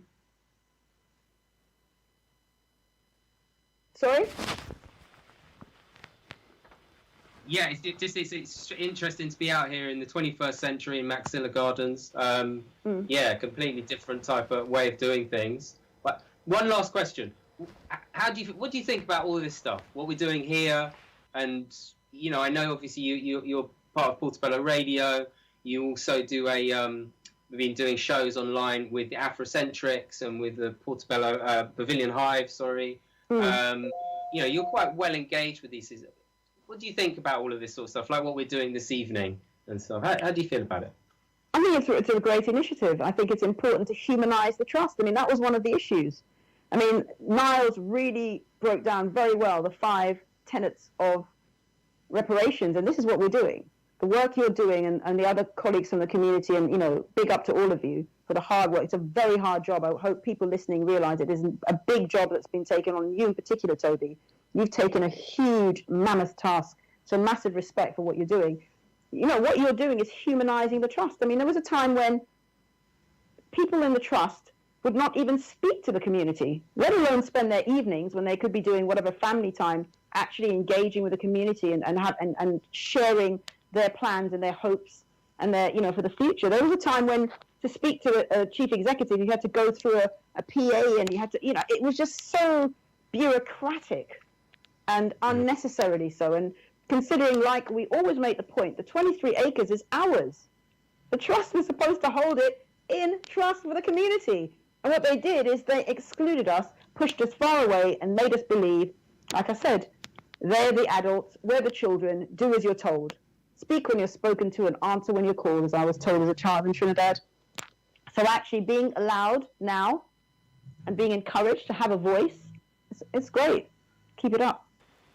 Brilliant, thank you, Isis. We've just had a couple of messages here from Kamaria Gordon.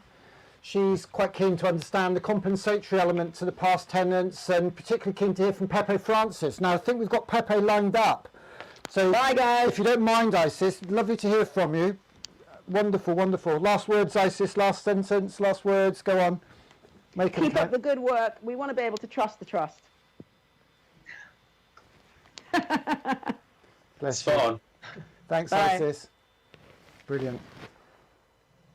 All right, Toby, so I've just connected with Pepe and he's coming in on Zoom, so give me 2 seconds while we get that sorted out, will you? Wonderful, wonderful. I think we'll stay where we are as well. Yeah, good chat. What's the time? Does anyone know what the time is? 7:45. It's 7:45. We're running a little bit late. 7:45. Yeah, we've got Adam Ritchie coming up, so as long as people are hanging on in, we've got 35 people, so it's stayed up all the way through.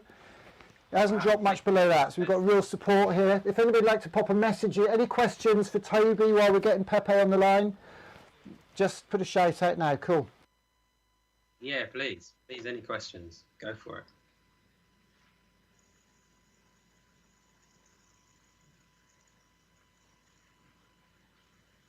Or you can talk, Toby. Yeah, technology is just about holding out. Or you can talk. Good. You've got to keep talking. The string and the tape and do me a favour. You've got are just about holding together. You've got a ribbon over your left shoulder, which is green and it's see-through. Oh, hello. Toby, can you hear me? What? You've got there? No, off your hat, over your left shoulder. Oh, I've got no idea. I can't see anything like that myself. It all it's looks just there. It's just you've got a strap just dangling down, a yellow or green strap. No, the other side. That's it. It's actually yellow, so I don't even know why it's doing that. I'll tell you why, because I've had to turn it up really hard, and I think the green becomes yellow. Okay, yeah, so look at that. I'm like Marty McFly. I know. So I've got disappearing. Steve. Okay, so Steve's here. We're going to have to ask Steve to. So Steve's in the waiting room. I'm going to ask Steve if he can come back later because we're running a little bit behind Steve. So can you bear with us on that? Just going to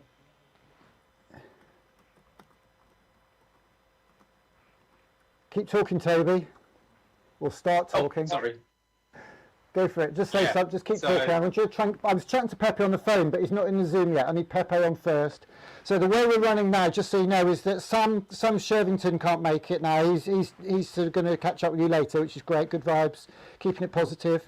We're going to Pepe next. then Adam Ritchie, and then we're going to wrap up with Steve. So if Steve can just drop out of the Zoom now, and we'll come back to Steve later on, because we're trying to juggle lots of people in one Zoom room, if that's all right. Yeah, that sounds good. Excellent. So yeah, so we're here, Maxilla Gardens. We're going to move down to down Maxilla Walk, perhaps to the Wall of Truth area. Yeah, good vibes. And then a second. Through to the Sports Centre. Yeah. Okay, I'm just going to phone Pepe. So yeah, you take a walk down towards. I'll see you down just under by Maxilla, yeah? Yeah. Okay, cool. Yeah. Let's go there. Yeah. Or I could just make my bed here, but no, man. Get down to Maxilla. There's a film shoot or something going on down there, I think. But it's a good vibe. Good vibe. You can talk to the Wall of Truth. Okay, man.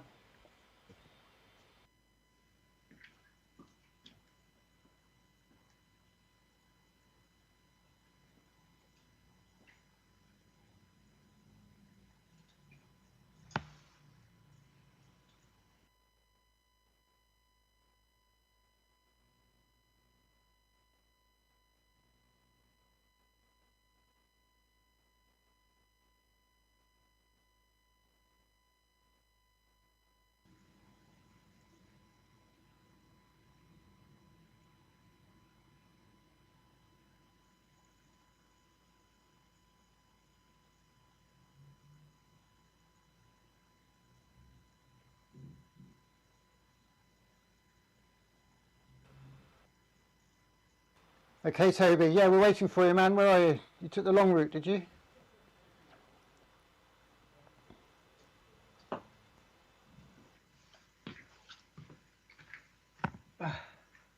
Yeah, sorry about that. Just got a bit lost. No worries. I'm just catching up with Pepe. Maybe talk to the Wall of Truth. In the Forest Garden, I think. In the Forest School. Go for it. Okay. Yeah, we can hear you. I'm just trying to track Pepe down. 1 second. Keep talking. Oh, okay, wonderful.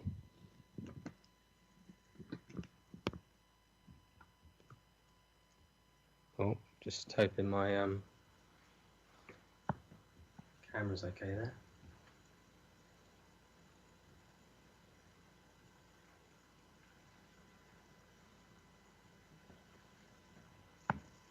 So here I am around Maxilla Social Club, of course. Nowadays known as the Wall of Truth. Since that moment in 2017, that of course changed this community forever. See the green hearts on the ground here. It's hard to know really what to say with where it's almost too big a thing to. It's weird. It feels a little bit almost like it's too big to even include in this. It's weird. It feels a bit strange, to be honest. Yeah, it just feels really weird. But yeah, we've got to see the little games things that they've put down on the little champ square that they've put down on the ground there.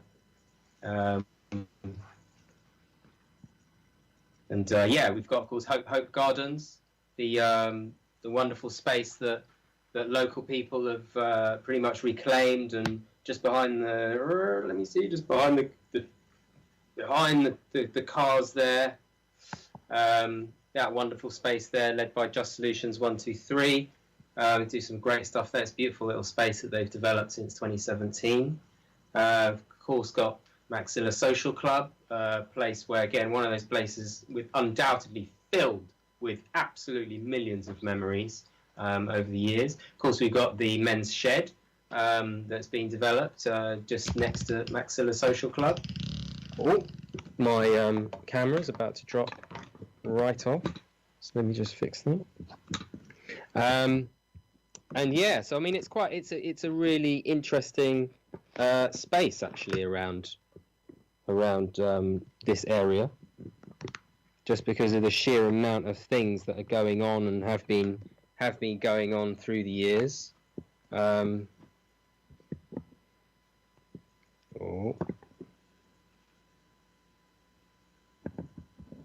Just making sure that things don't completely fall apart here. Okay, Toby, I think we've got Pepe on the line. I'm not sure. Pepe, can you hear us? I did call him. I'll call again. I'll hold up and call back. Sorry about this. What's that? The Skype. It didn't have Skype. Zoom. What else? Here we go. Yeah, I can hear you talking fine. Pepe, you're with Toby. Go for it, man. Yes. Talk, Hey, Pepe. Toby. Can you hear me? Yeah, I can hear you. Fantastic. Hi. How are you doing? Not too bad. Okay, welcome. hear It's you. fantastic to have you here. It's 50 years since the Westway Trust started I'm up. okay. And I just wondered if, I'd love to hear a few words about your, I suppose, your experience of the Trust, your experience of these 50 years. You were, of course, a trustee for a while. I think you might have been trustee even like a couple of times with the Trust. I did. I got involved with the Trust at the end of 79, 80. Wow. Can you hear me? Yes, can hear you We fine. can hear you perfectly, Pepe. Fire away. And we were,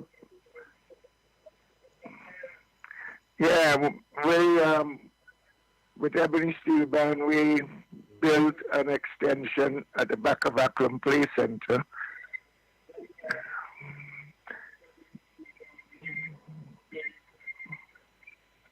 Pepe, we can hear you loud and clear. Keep talking, man. Yes, and but my problem with the Trust, well, it wasn't the Trust. It wasn't the Trust. It was North Kensington Amenity Trust.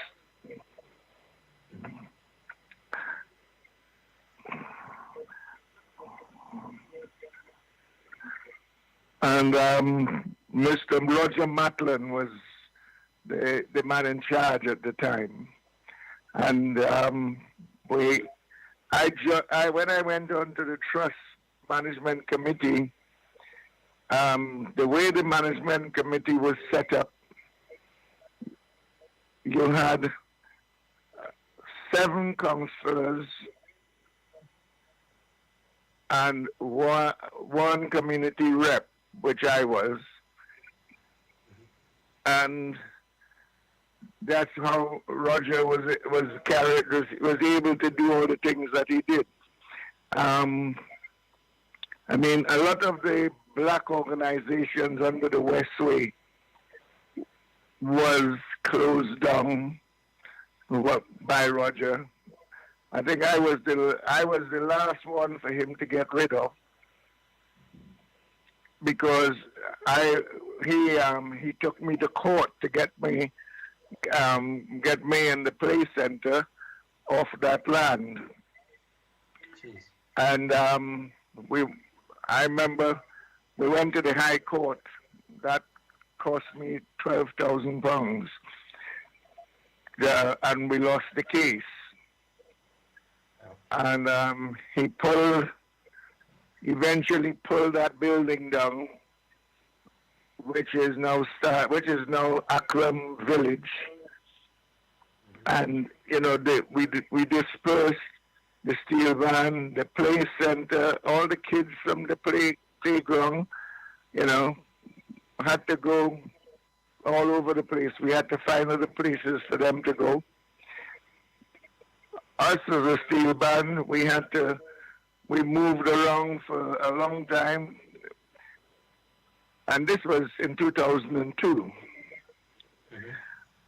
So I can tell you that my fight with the Trust has been since then, since the 80s, and in 2002, he finally got us off the land by pulling the building down, with the premise that when they redevelop, we would get our space back in the new development.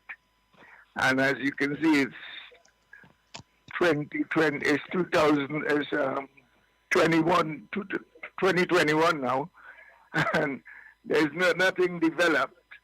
There's no community space allocated. Even in the new the proposal that was put forward, which I was one who objected to it, there was no community space provided. It was all going to be business spaces and things for making money, really, for the trust. And it was, I didn't see where we were going to fit in or where the community was going to fit in. And I objected to that proposal that they were planning to put forward. But like I said, my fight with the trust has been since in the 80s.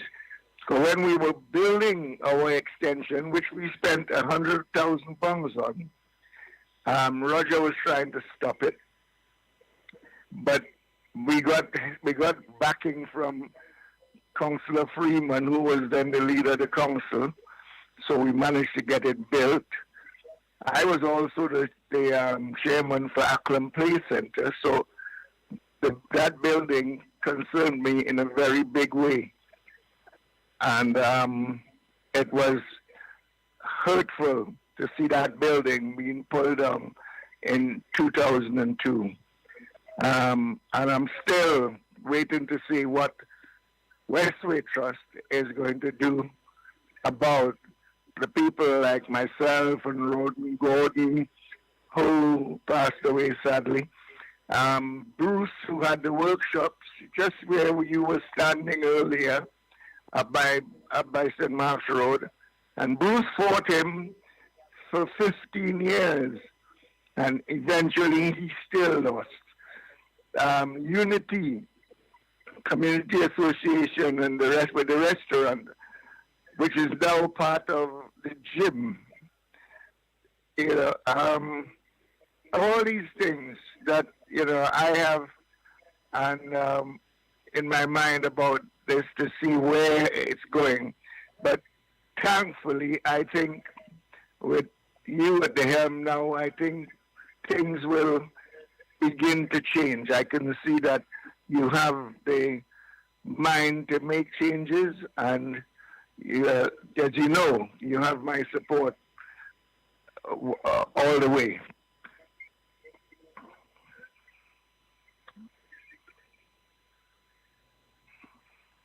Me, and how much that means to all of our trustees to hear you say that.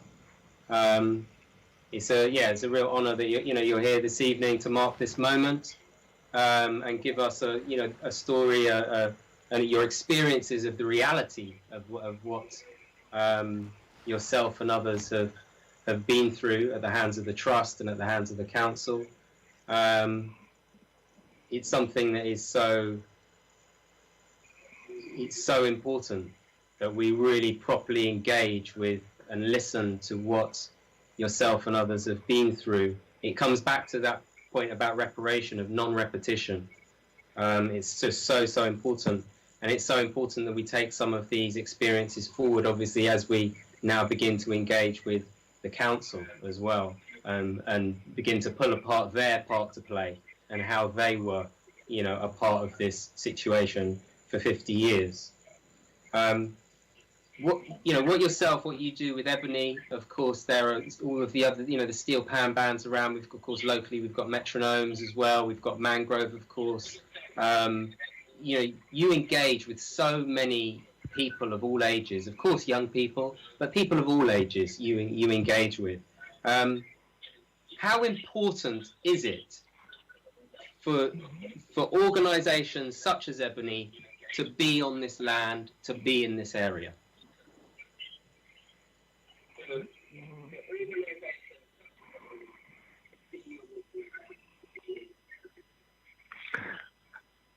I think it's very important. It's very important for us to be involved in this land. We've been in, bearing in mind the length of time that we spent nearly 30 years on that land. and it was a sad moment when we had to move. And I can't wait for the day that we would probably get back some kind of space on that land. Yeah. Well, yeah, I look forward to welcoming you back, and I look forward to moving forward with yourselves and the other people who've lost space in this area, and obviously a community that desperately needs space in this time.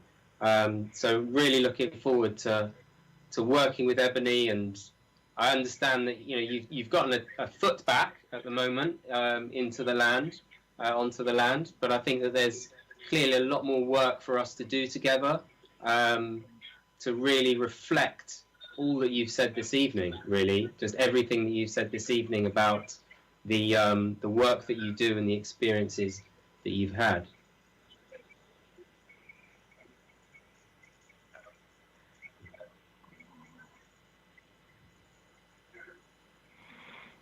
Okay, thank you. I'm sure we've got a lot of people waiting, so I'll let you get on with with the rest of the evening. Thank you, Pepe. Thank you, very Pepe. much. Yeah, that was exactly. really a lot lovely. of people waiting to really engage with these issues. Thank you. Thank you, Pepe. Bye-bye.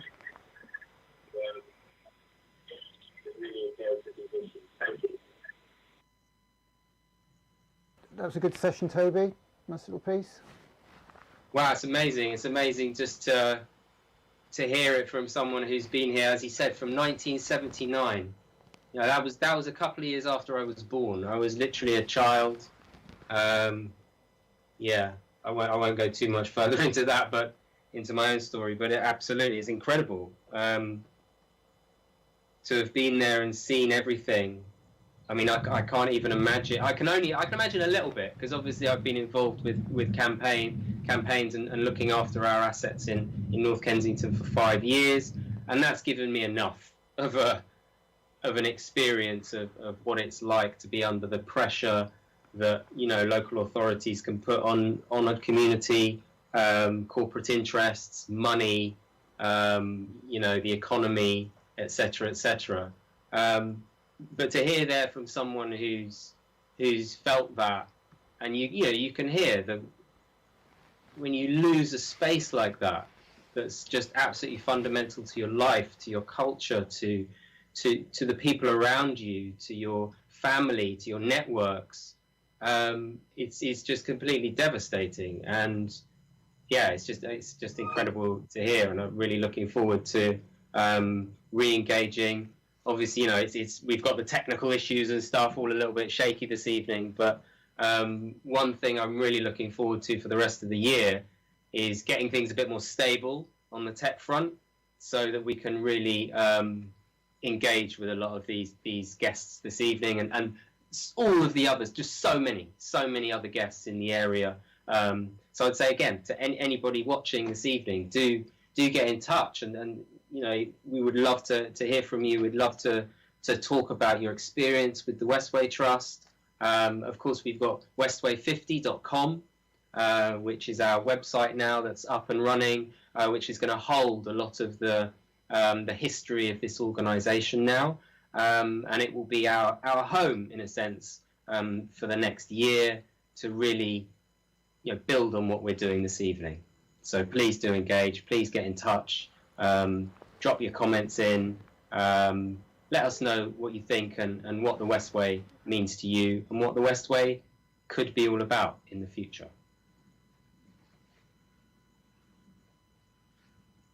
Toby, I'm just who have we got next up? We've got Adam. We've got bumping into next. We've got Adam very, very soon. I'm just connecting with him now and getting him onto Skype. So if you could just give us a couple of minutes, that'd be great. Thanks.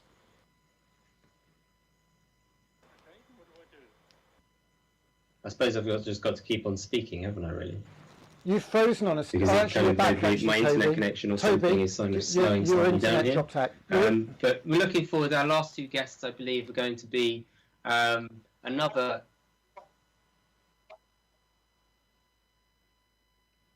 amazing. Okay, Toby, we'll be with you Amazing. in 2 minutes. Yeah, so Can you stay with us? Another incredible, quite incredible blast from the past here. This is amazing. From the wonders of Pepe Francis and Ebony to the wonders of Adam Ritchie, who, of course, as I said at the beginning, is responsible for the photograph here and so many other photographs that show how the area was when the Westway was just first built. Wow, what a moment, what a thing that we're having here this evening with all of these wonderful guests, wonderful people, and now the last couple of guests we've got is going to create quite an interesting juxtaposition between history, between the past and now. We've got Steve coming up, who is a staff member of Westway Trust and is absolutely vital in keeping our facilities in a decent state and working for the community. We've got a really, challenging situation down with the sports pitches at the moment, because as I think Eve touched upon, or Osama maybe touched upon earlier, we've got basically the law telling us that those spaces have to be closed. But of course, we have a community that needs those spaces and, should really be able to have open spaces to make use of, to stay healthy, to stay fit, get out in the fresh air, and all the rest. So we've got a bit of a difficult situation there. But before Steve, of course, we've got Adam Ritchie, who is one of the absolute key people, in essence, one of the parents of the Westway Trust. Toby, we'll be with you in 2 minutes. Can you bear with us, please? Just connecting Adam now. Absolutely. Of course. I can absolutely bear with you, especially as I'm here with this wonderful backdrop, this beautiful graffiti artwork that was created for Grenfell, with the awesome Grenfell United logo. And I suppose, let's give a massive, enormous, never-ending, universal, omniscient, always shout out to Grenfell United and to all people connected to Grenfell, the families of Grenfell, everybody who's connected to those at least 72 people, of course, who were lost in 2017. Their part in the history of Westway Trust is arguably, as I say, one of the most powerful. It's I don't feel quite so strange because I'm looking at this beautiful artwork now. It was definitely felt a bit more strange as I was looking out over the actual wall of truth and the actual open space. I feel comforted, frankly, by that artwork, and I hope others do too. So enormous respect and love to everyone who's been connected to Grenfell and really trying to get this community through everything that's happened. And I think, again, that's something for the Westway Trust to really engage with. How do we ensure that this 23 acres helps this community to recover, both from Grenfell, from COVID, the coronavirus, and so much more? Yes, I think we've got Adam. You have got Adam. Yep. Jump to the other side, Toby. There you go. Fantastic. Wait a minute. I'm a little bit behind time. Okay. Amazing. The noise is going on. Great to see you. What's that noise, Toby? Do you know? Have you got a fan on the table or something? Oh, there's just a big delay.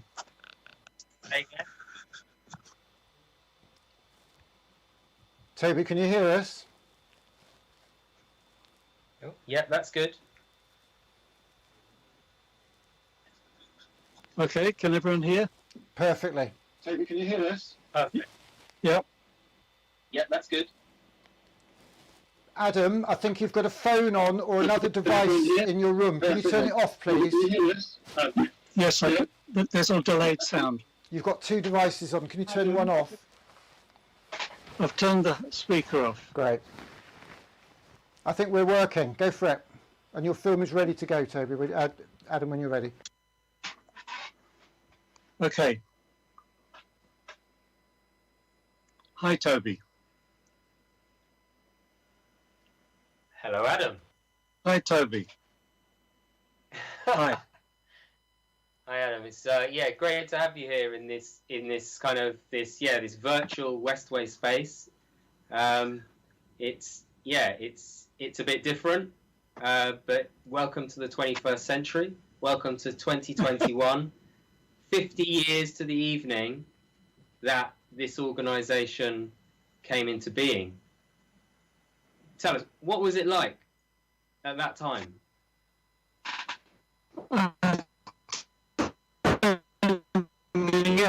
Things, I know that last speaker's just breaks my heart, because the whole bloody thing was set avoided that, to have people treated properly, to everything.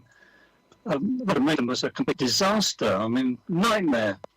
I got so angry about the way it was going that I had nothing to do with the trust for 50 years. Well, 40, 45 years or something. I was on the trust for the first few years because they didn't know what they were doing, and so they had to have John O'Malley and me on the trust in order to suggest what they should be doing. But of course, they needed to control everything and to change it and to wreck it, basically.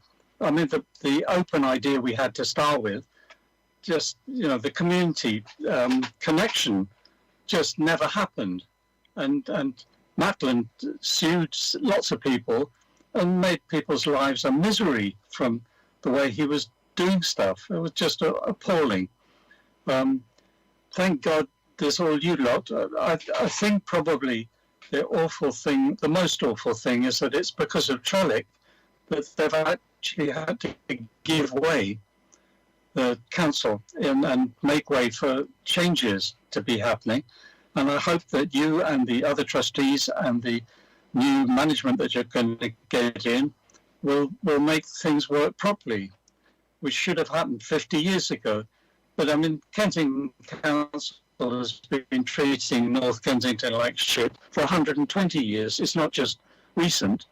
And this, I thought they were unable to show shame or to be ashamed. They didn't understand shame. But I think either the public pressure since Trellick has been so strong that they can't pretend anymore that they're peachy clean, because they're not.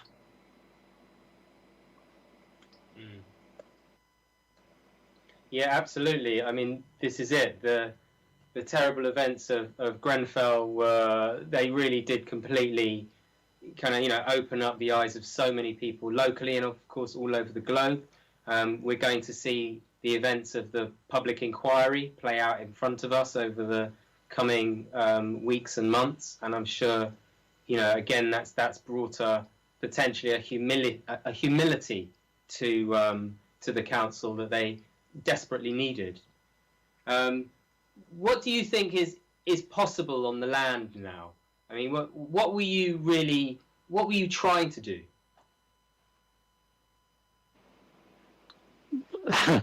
Well, it was one of the most deprived, overcrowded areas in the whole country, in the second richest borough in Britain. I mean, a contrast just ridiculous. They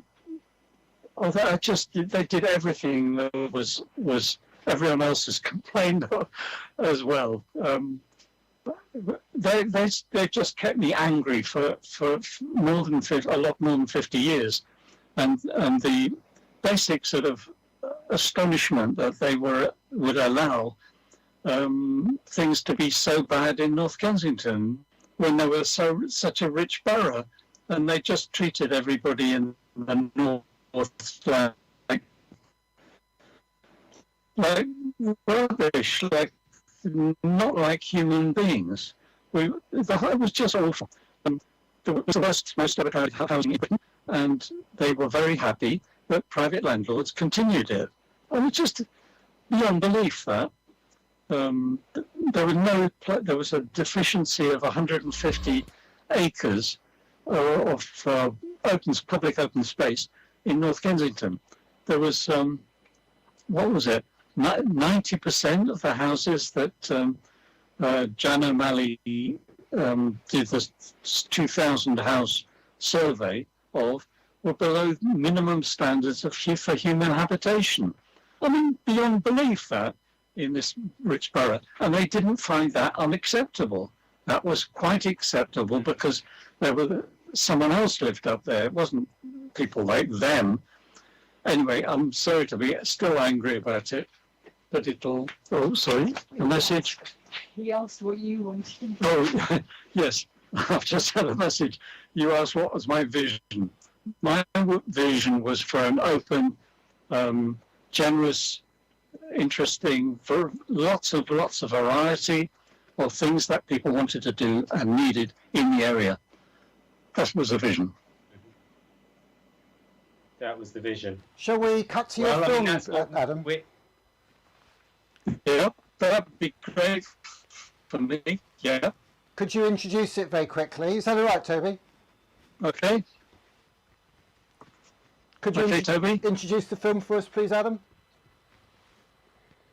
Well, this is just a short video of using a lot of my. I took a lot of photographs of the kids on the playgrounds and on the playgrounds we opened because we had a lot of playgrounds. Something here a little bit, unfortunately. Is what? It's okay, Toby. We're good here. Don't worry. I think we're pretty good. Okay. We're gonna. Anyway, so if you'd like to start the video, that would be fine, and I can stop doing this. Yeah, please. Hello, my name's Adam Ritchie. Westway Trust has been going for 50 years. I will tell you about the beginning, which was before that. 54 years ago, the houses in Acklam Road were demolished in preparation for the motorway construction. All the old joists, doors, windows and bricks from the houses were left. The London Free School got permission for a temporary adventure playground in that Acklam Road site. Almost no supervision. Children loved it and built their own amazing structures. I hid a saw, a hammer and a kilo of 4-inch nails under the rubble. Even more exciting constructions appeared. It felt like an important place which shouldn't be cleared away and covered in concrete. At the last meeting of the London Free School in September 1966, I asked if anyone would join me to form a group to get this adventure playground site incorporated into the final plans of the proposed elevated motorway. The first to join was John O'Malley, a local community worker. 8 of us started the North Kensington Play Space group. Local housing was in very poor condition and the most overcrowded in the whole country. Campaigning for just one playground was not enough. It was obvious that the space under the future long elevated motorway could provide room for other desperately needed community facilities. The GLC outline plan showed an 8-acre car park which was completely useless to the community. We changed our name to the Motorway Development Trust and got more serious.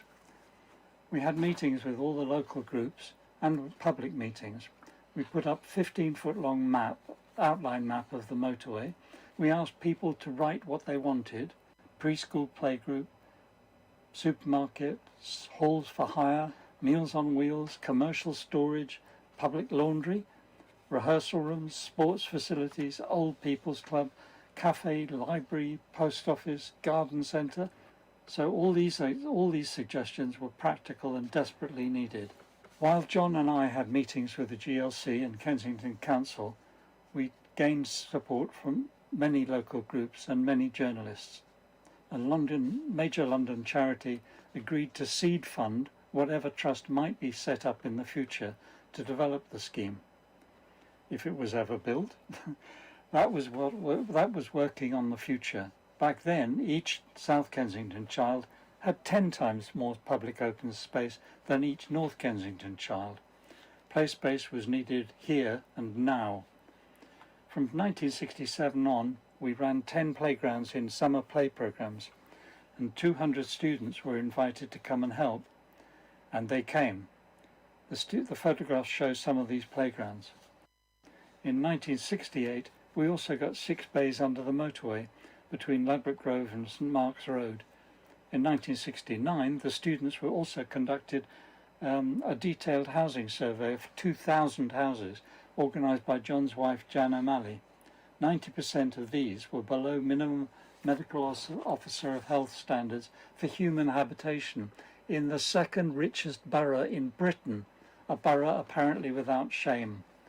After 3 or 4 years of effort, we finally persuaded the GLC and Kensington Council that a trust should be set up to develop the scheme. Sir Morby Crofton, then leader of the council, wrote the first constitution for this new amenity trust. He said the town clerk was to be the secretary, the borough treasurer the treasurer, and Sir Morby himself would nominate the management committee, which was dominated by councillors. We showed his draft to the charity commissioners, who declined to agree this transparent attempt at rate subsidy. John and I knew that even if the independent trust we proposed was set up, Kensington Council would relentlessly oppose and obstruct any local input. We concluded that if we could get any community facilities provided at all under the motorway, that would be at least better than nothing and worth doing, and we would fight hard.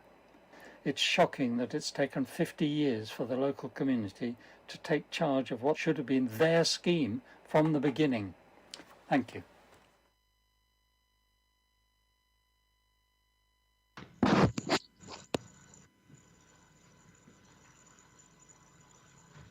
Amazing. I think we've lost Adam, actually. I'm going to try and get him back, Toby. What were your thoughts on looking at that, Toby? I mean, it's incredible again. I mean, I'm kind of obviously, a bit blown away by kind of where I'm standing right now. The connection, again, that I think that we've achieved this evening between many members of the community. Seen so much, experienced so much. It's kind of a little bit mind-blowing in a way. It's obviously, I feel very privileged and honoured to be in the position I am right now, and it's kind of, these things kind of hit me sometimes when I get into these conversations with people like Adam, Pepe. It really hits home, and I think it's, I've been working pretty closely with people like Isis, Piers, Niles, obviously Osama, Eve, through the years, but it's that intergenerational connection that really kind of hits home, and it really, especially with the amazing images of Adam there as well, you begin to see like what it meant, the kind of the grittiness of it, the realness of it, that the values were different and what they were trying to get. And then I suppose listening to Adam and then also listening to Pepe, I think you can really start to feel the loss of the community, and really start to feel the impact of losing the land, and then going on to these further losses again and again and again and again and again. It's just relentless. It's just a juggernaut that the community could not get in the way of, and it was all set in motion by the Royal Borough of Kensington and Chelsea. Whether they had other motivations, whether they had other organisations around them, I don't know. That's for us to find out. That's for us to engage with RBKC and investigate and see what was going on. But I think on the face of it, you can just see how you get through these types of relations. You create these types of engagements, these types of conflicts and oppressions, and it's not really a surprise that you end up with this. It can't be a shock. It can't be a it can't be a surprise. It's a shock, of course. It's a shock. It's massive, but it's not a surprise. And that's where engaging and talking and listening to people like Adam and people like Pepe in particular, who have lived through this, is just like,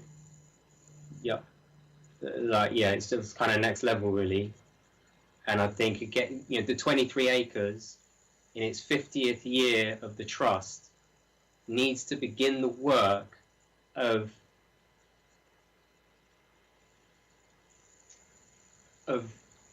paying homage to these people and this community.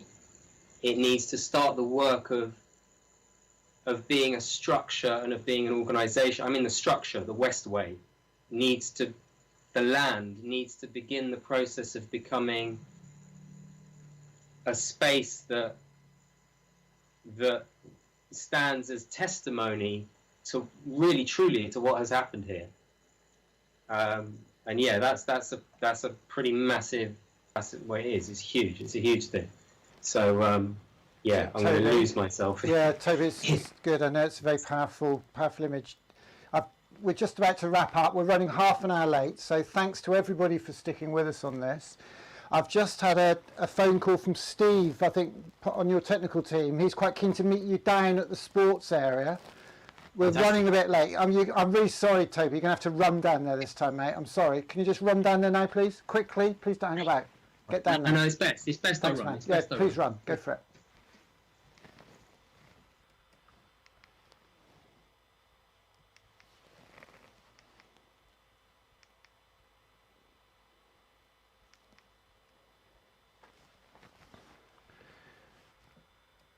Where is he? Toby, come on, please. Hurry, we're running out. There we go. Can you hear me, Toby?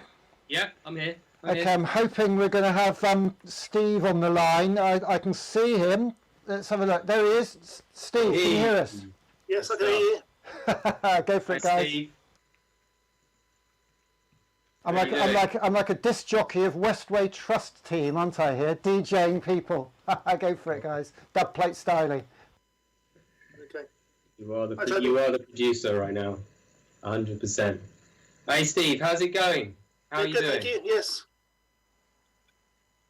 So obviously, you are a critical part of the team at the moment, and across the 23 acres. You're part of the facilities management, so it's really about keeping the space going and making sure that it's in a decent way and it's reasonably looked after. Obviously, with everything that's happened, with the lockdown and the huge impact on the income of the trust, which has been, kind of, let's be clear, quite devastated by the coronavirus, and all of the kind of legal implications around a lockdown and shutting down the sports centre.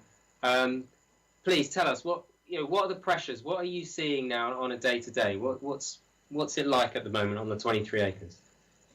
On a day-to-day basis, our end, the Thought Close end is relatively quiet. There's fewer people around. We have tenants in. All buildings have been open to everybody throughout the pandemic since last March. We've been servicing the buildings, we've been cleaning the buildings, ensuring the safety of everybody. The area of particular concern has been down at the sports centre with the sports centre furloughing staff. Right from the beginning last year, down in March onwards, with the good weather. We had some fantastic weather through April and May right through the summer. The sports pitches have been a real problem with people accessing them when they shouldn't have done. They weren't allowed to. We were in lockdown. We've had a fair bit of vandalism down there with people breaching gates, climbing over fences, fairly high fences, risking life. to access them. We had signage up. We were replacing locks that were being cut off. It's been quite a struggle. It's probably been worse in this current lockdown. We've had it's sort of been escalated slightly. The police have been far more involved. They've been fantastically supportive, understanding what we're trying to do, what we're trying to achieve. We're not encouraging anybody to go into these spaces. They're not allowed to. That's the law. We're not. We can't enforce the law. That's down to the police. We've done all we can. But with the police involvement and now with EA have come back on board, we're talking to the last few days. We're looking for a more positive outcome. Tactics have changed. We've had people cutting fences, scaling fences, and it's been quite dangerous. So we're looking to work with the police, work with EA. We're hoping we can see the light at the end of the tunnel now. We're looking at maybe the schools going back in March. There's the roadmap being announced in a few weeks' time, possibly schools going back in March, and then we can get people back onto the pitches, the sports pitches, and yeah, we can get back to some kind of normality. Yeah, absolutely. Describe, we've been in meetings, obviously, with EA, beginning to obviously you've been meeting with the police on a regular basis. And being down the area, see what's going on. Can you give us a sense of the, I suppose, the challenges of this kind of having all of these different agencies together, and then the law, and then a community that needs space, needs exercise. Can you just maybe give us a sense of that complexity? Yeah, absolutely. It's the last few weeks, probably since December, the police have sort of come on board. They've been attending regularly down there now. They're actually stationed down there for 2 weeks. Communication between us and the police has been great. It's been really good. They've been really cooperative, really supportive of us. We've had quite challenging situations down there. We've tried to remove people from pitches ourselves, and often come against either verbal abuse or physical threats, which we're not prepared to put our staff in the way of course. But now coordinating both EA and us and the police, it's a sort of three-pronged attack. The frustration of the community must be enormous because they're seeing the pitches being used, they're seeing the pitches open from sometimes. We've had instances where there's been permitted use of tennis courts by some coaches, so people can see the tennis courts being used and wonder why they can't use the sports pitches. It must be incredibly frustrating for people to have these fantastic amenities on their doorstep and not be able to use them. So I can completely understand why they want to use them, and certain members of the community are accessing them, even though they shouldn't be. So it is difficult. We do have other spaces on the estate on the 23 acres, the various Portsbellow Green, Blossomdale, Maxfield Gardens, but they're not really cut out for sports use, and people need to obviously get out and exercise. It's been difficult, but I think, as I say, we're looking at the light at the end of the tunnel now. I think the community are getting the message that they're not supposed to be there, certainly with the police position down there. They're taking a fairly tough stance. My understanding is they've issued a good number of fines in the last couple of weeks, and then will continue to do so. And they've got a van parked down, CCTV van parked down outside the sports centre, so they're fairly serious about enforcing this, which is obviously their role to do. Mm-hmm. Yeah, it's everything you're describing there. It's such a difficult situation where in a sense it pits community against community. Obviously, we've got the residents in close proximity to those pitches. You've got different groups who would really love to use the space. We've got a number of member groups who want to use spaces in a very controlled fashion. With their risk assessments and their named contact, all of the sort of stuff that we'd expect from kind of organised events. But then, of course, there's so many people who, they're in the area or they're used to using these spaces, and that this is what they want to do to keep fit and to keep healthy. So, yeah, I think you're doing an amazing job for us down there with the team. Hopefully, in terms of the future, in terms of the next couple of weeks, who are we going to be engaging with, and to try to kind of work our way through this? There are a number of local sports groups, I believe. Osama's been dealing with a couple of them locally. We're trying to I think it'll all depend on what happens with the roadmap out of it that's going to be announced. If there's an easing of restrictions, we can then start engaging with local groups to get the pitches back being used again. My understanding is they'll probably reintroduce sports facilities slowly, so gyms won't be open, but outside spaces will be open, and we'll be working primarily with EA to get those pitches back being used. Almost certainly with an educational sort of stance first, with the schools being able to use them, and outside that sort of time, if there's any availability, we can reach out to other groups. There's plenty of groups locally who want to encourage this. We've had users on the pitches have been from organised football teams down to dads having a kick about with their kids. It's not just one group of the community. It's a whole range of them. And if we can get the gates open and get people in there and get them being used in a safe manner, because I still believe that we'll have restrictions almost certainly from Easter through to the summer, I would imagine. As long as we can do it safely and it's permitted, we'll be reaching out to those groups via EA, because they are the operator of the spaces, and we can move forwards. So it's a huge waste. The facilities are there, all weather pitches. It does seem like madness that we can't use them. But we have to work within the guidelines and the restrictions at the moment, and the police are being certainly toughened their stance on it recently. But hopefully with the relaxing of the restrictions, we can move forward and get more people using and out and about, with the weather improving, hopefully.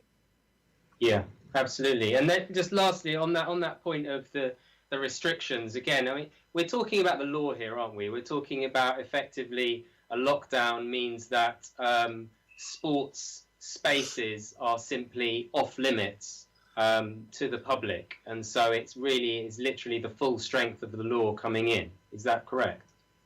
Yes, it is. The police. We've spoken to the police today, and they don't want to be there issuing fines. They're probably getting a bit of a bad press. I was chatting to one of the sergeants today. This kind of thing is happening all over London, and in RBKC, I understand, or the borough that the police are representing here, they have what they call some availability of COVID to enforce COVID. Apparently, over in places like Haringey, they haven't. This sort of thing would go unchecked. The onus would be on the operator to deal with it. We're maybe a little bit more fortunate. They've got some availability. They've got some units who are dedicated to enforce the COVID regulations. But that said, they don't want to be sitting there in their van enforcing rules.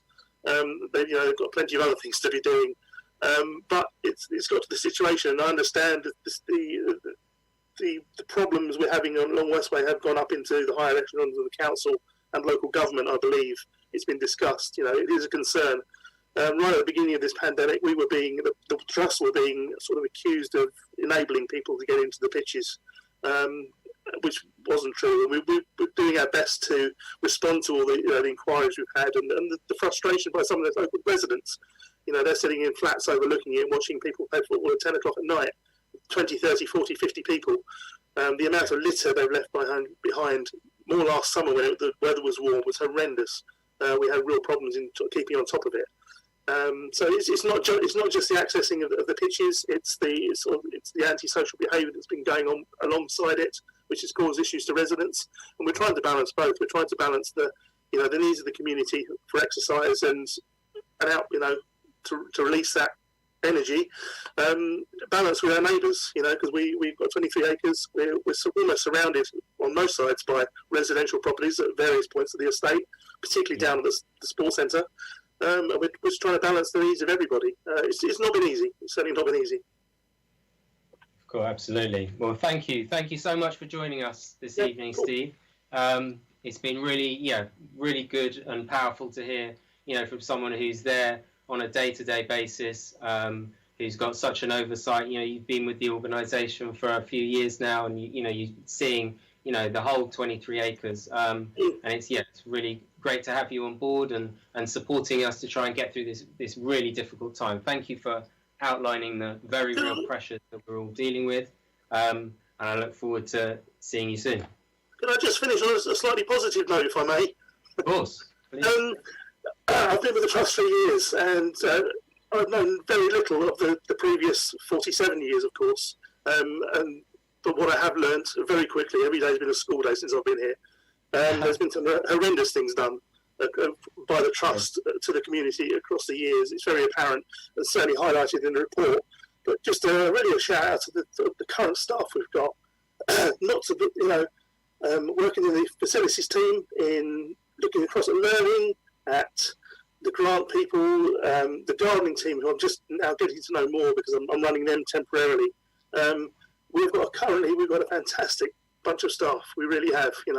I've never worked in an environment like it. The last 3 years, everybody's been so welcoming, so encouraging, so supportive. But I know the trust has had its problems in the past, and there's a reputation, if you like, of the trust. But and again, it's a personal opinion. But the current staff are, fantastic, and I think some credit needs to be people need to remember that yes, we've done bad stuff in the past, but the guys and girls who are here at the moment are doing an incredible job under extremely difficult circumstances. Absolutely. That's a really powerful and right note to end things on. It's been an immense year, certainly that the new board has been here, and we've seen firsthand, we've seen up close the commitment of people like yourself, Steve, as you say, the gardening team, the learning team, the property team, the communications and engagement team, everything around this organisation in terms of the way that the staff have really stepped up in this time of pressure. As we know, a simple statistic is that this organisation has lost 30 or 40% of its staff in the last year.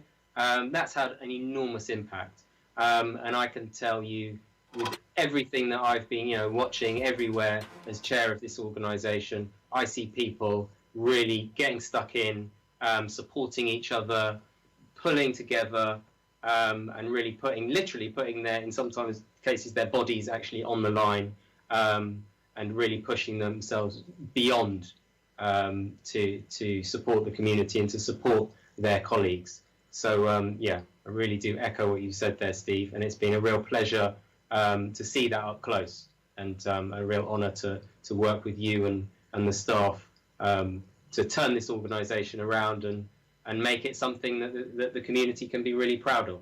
So again, thank you very much for being here. Thanks for your amazing work, and I look forward. I'm sure I'll see you again soon in a meeting somewhere in cyberspace. Online. Thank you. Take care. Good night, everyone. Thanks, Steve. Well, there you go, Toby. I think it's just down to you to say good night and leave it there. Yes, absolutely. So absolutely. Thank you very much, everybody, for joining us this evening. Thank you from the beginning all the way now to this end, which we hope will be another beginning of this 50th year of the Westway Trust. I hope some of you this evening who have been watching will join some of our activities this year. This has been our own little kind of ramshackle, last minute, bodge job, sellotape and string and cardboard and paper mache business attempt at reconnecting this organisation with this community. I'm very proud to be the chair of the Westway Trust now. I'm putting in a lot of energy. I'm surrounded by, as you've heard this evening, a lot of people in the community, inside the organisation and around the organisation, putting in a lot of energy to make this organisation just far better and just a more authentic representation of who we are as the North Kensington community.